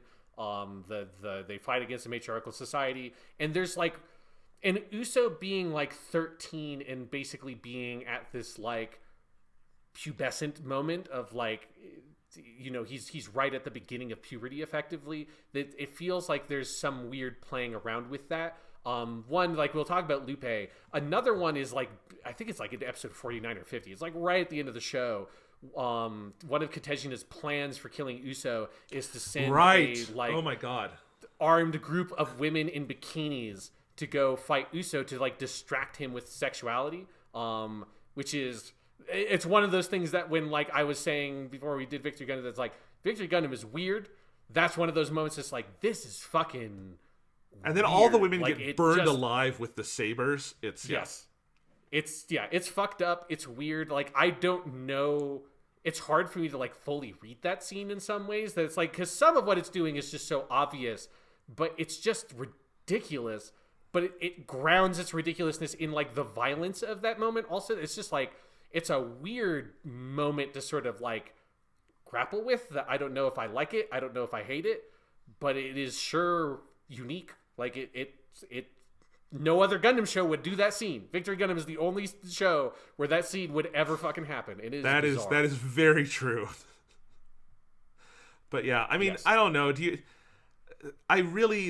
thing with Lupe in the episode with like the bath and everything, that is the most viscerally uncomfortable I've been with this in Gundam. And I know you have seen much, much more anime than me that gets into the weird side of anime with that kind of thing.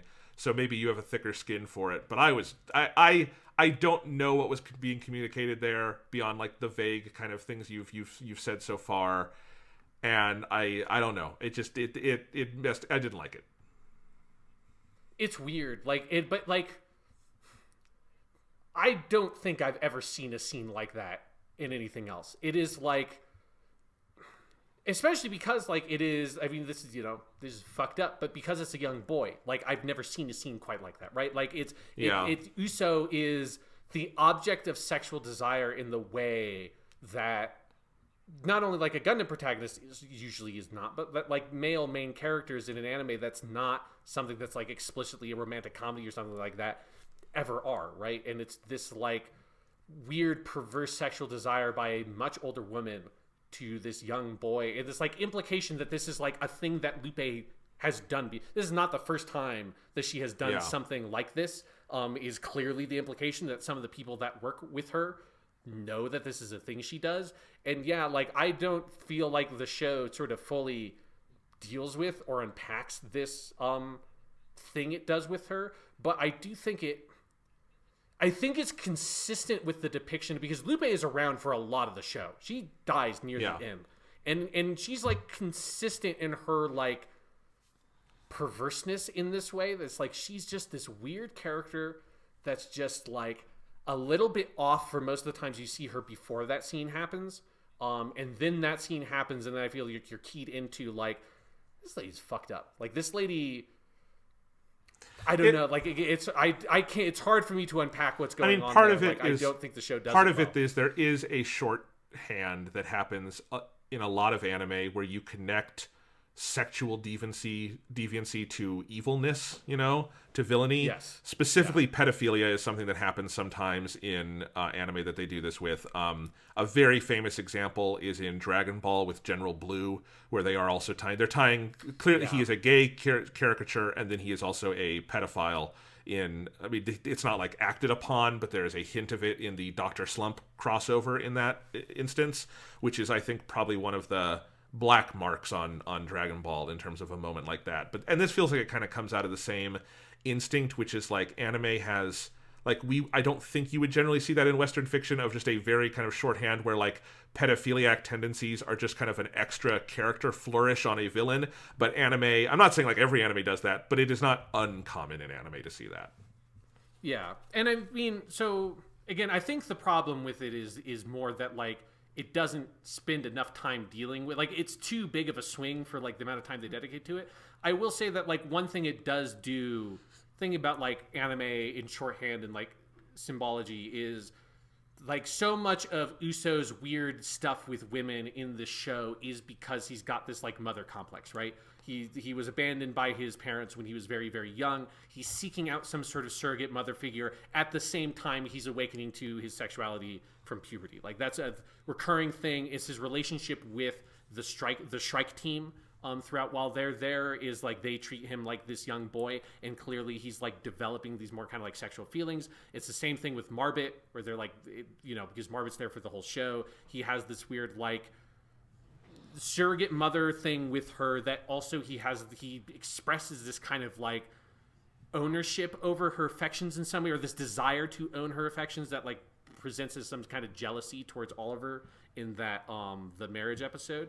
And so one of the things that the Lupe scene does is that it takes this like sort of the communal bathing trope of like young, like child boy that would be younger than Uso. Uso's too old for this, like, actually, but the mother like bathing the young son in like, again, like this like kind of almost communal setting. Like it's kind of taking that and perverting it, and using that setting as her both coddling Uso and then like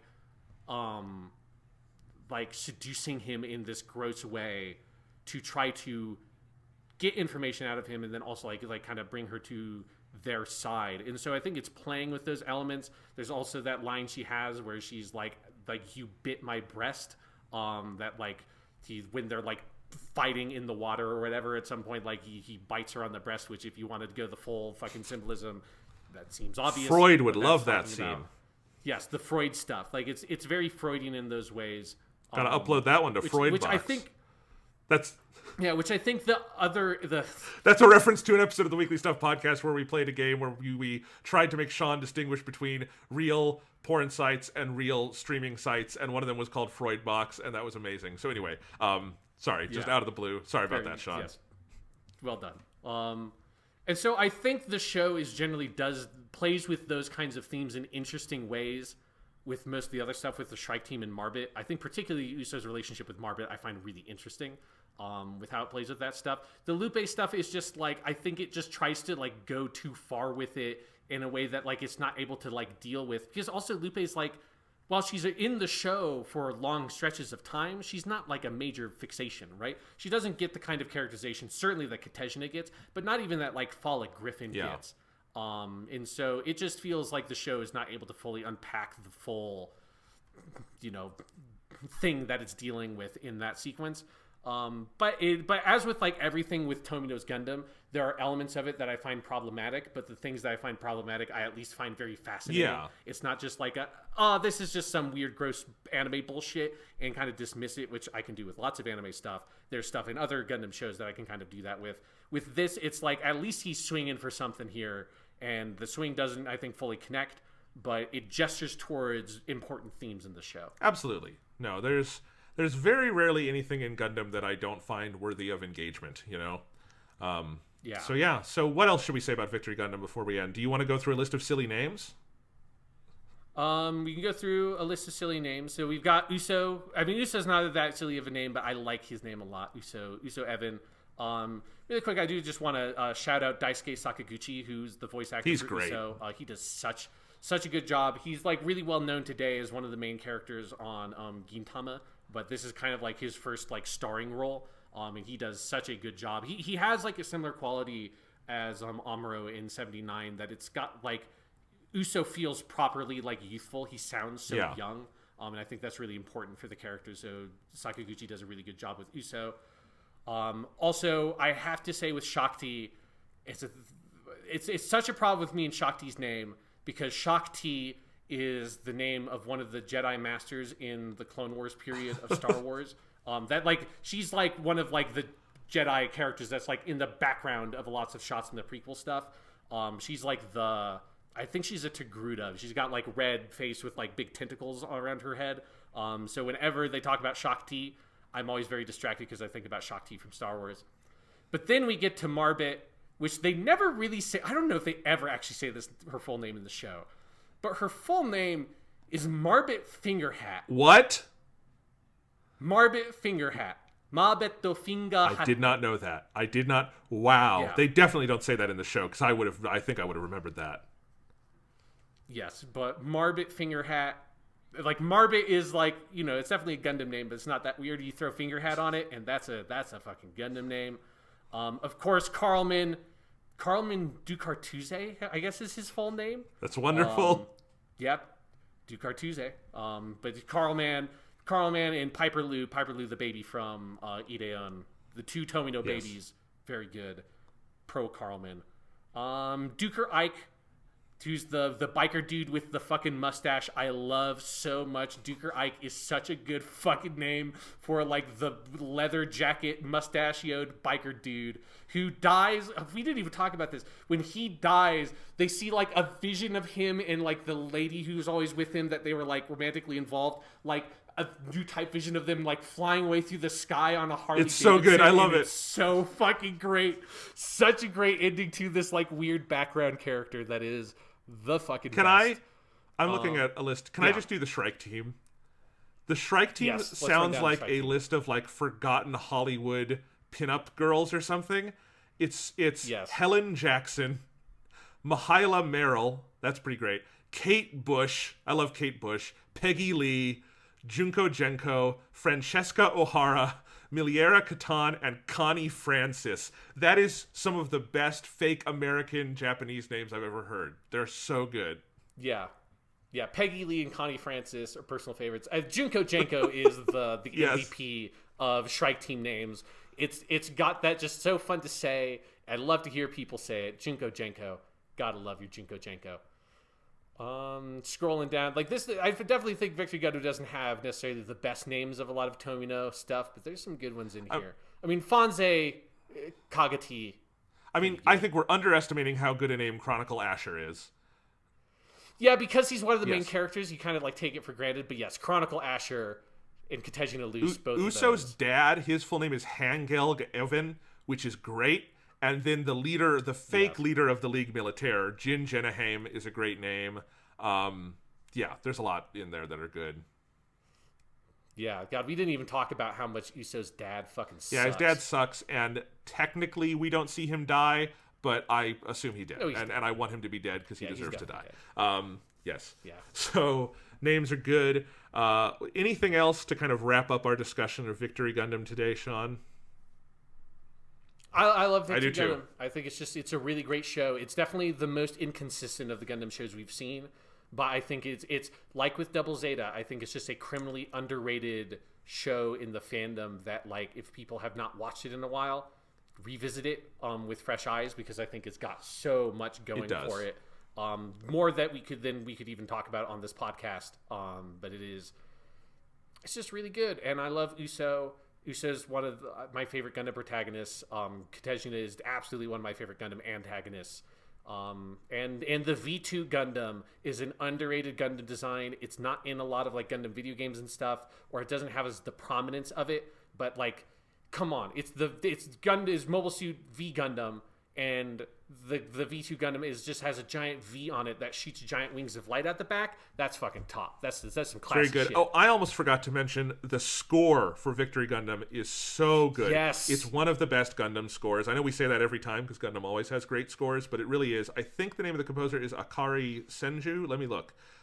Akira Senju, who has done a lot of anime, later did, probably most famous for Full Metal Alchemist Brotherhood, which is a good score as well, done video games and stuff too. But I think this is the best score I've heard from him, and just a fantastic score. And some of the stuff the show does with music in the second half, where, like, a lot of it is sort of half diegetic, half outside, where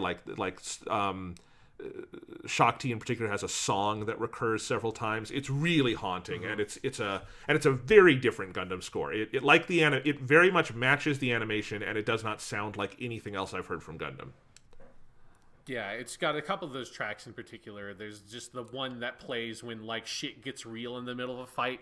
That is just a very good, oh god, people are dying around me kind of song. They have to use it a lot. Yes, they have to use it a lot, and it's very, very Yes. good. Yeah, it's definitely one of the best Gundam scores for sure. And I think with that, this is the end of, I think, what we will call for now, Sean, Season 1 of Weekly Suit Gundam. Kind of Season 2, because Season 1 was really just original 79 Gundam, but we can largely say this is the end of Year 1, certainly. This is the end of our 2019 episodes of Weekly Suit Gundam. And there is I think we did a lot of looking back, but let's look to the future for a second here, Sean. There will be more Weekly Suit Gundam in the new year. It will not be for a little while. If you listen to our main podcast, you'll know I am going to be out of the country for most of January. I am traveling to Japan, and I am definitely going to be going to Odaiba and seeing the life-size Unicorn Gundam and all of that. That is on the list, so I will be bringing Gundam souvenirs back and pictures and all that, and we will have a big discussion of that. And I certainly listen to the main Weekly Stuff podcast for all of my Japan recap. I might release the Japan recap when we do that in a Weekly Suit Gundam episode as well, just because I think it would obviously cross-apply here. But then I think we are definitely going to push forward into alternate universe Gundam at some point, probably in order, starting with Mobile Fighter G Gundam. So if you want to get a head start, go there. But I would like to do at least a couple episodes, Sean, talking about other mecha anime that have come up on here several times. Probably the first of those is we should do a Neon Genesis Evangelion episode. Yes, because the original thing that actually sparked this whole podcast was that we were going to do a Neon Genesis Evangelion podcast for Weekly Stuff back in or March or April or whatever the fuck it was. It's been a long time since it got put on Netflix. I watched it again for Netflix and watched End of Eva for the first time when with the Netflix stuff. But I very selfishly leveraged the fact that Eva was happening to poison you with Gundam and be like, oh, what if we do the Gundam? Because actually, this is how it happened. Was I remember asking you, if we want to do Gundam, we need to make a choice. Do we do Gundam first or Eva first? Because it is the order you watch those shows will change the way you see those shows. And you were like, well, I guess we do Gundam first. And I was like, okay. And then my heart of hearts was like, fucking yes. Yes, I did it. And I'm laughing here really hard because you didn't know that would lead to 6 solid months of me watching nothing but Gundam. Yeah, the way I envisioned it was that, we would do Gundam in June or something, and then by the end of July we would have done Eva, and now we're going into 2020. You have yet to see a second of Eva. But I want to do Evangelion. You did a big portion on Armored Trooper Votoms a few months ago on the Weekly Stuff podcast, and I now own all of that on Blu-ray, and I would love to do a Votoms episode, which has some heavy Gundam connections with some of the people who made it. Yes. And I think maybe those two, maybe Ideon if I get to that. But eventually I want to get back into AU Gundam, and we will probably proceed forward from there. But I think when Weekly Suit Gundam comes back in the new year, maybe look to February. Hopefully we'll do an EVA one, maybe a Votoms thing, get back into Gundam proper. I want to do an episode about the original Gundam novelization, because I've read that now, and I know you've been reading it on and off because you're busy. Yeah. But I want to do something about that. We could go back. I think of all the things that we've talked about but haven't covered in depth, I think you and I probably agree we should probably do a War in the Pocket episode at some point. But that could go anywhere. That could be a floating sort of episode of Weekly Suit Gundam. But just fear not, Weekly Suit Gundam will return. It is not necessarily going to be a regular, every other week you're going to get it, but it will return. We will. I mean, it hasn't been that for a long time anyway. But this is the most ironic name of any of our podcasts, because it has not. No, it has never been weekly. But Weekly Suit Gundam will return, and I am excited to see what's on the other side of the Universal Century. Yes, it's been a long 6 months for this podcast, but it's been 40 years of Gundam, Jonathan. This was the 40th anniversary. I'm so happy that we got through all of the original Tomino sequence of Gundam within the 40th anniversary, but we must rest for now. And one day, Jonathan, this podcast of ours will come back glowing with an awesome power.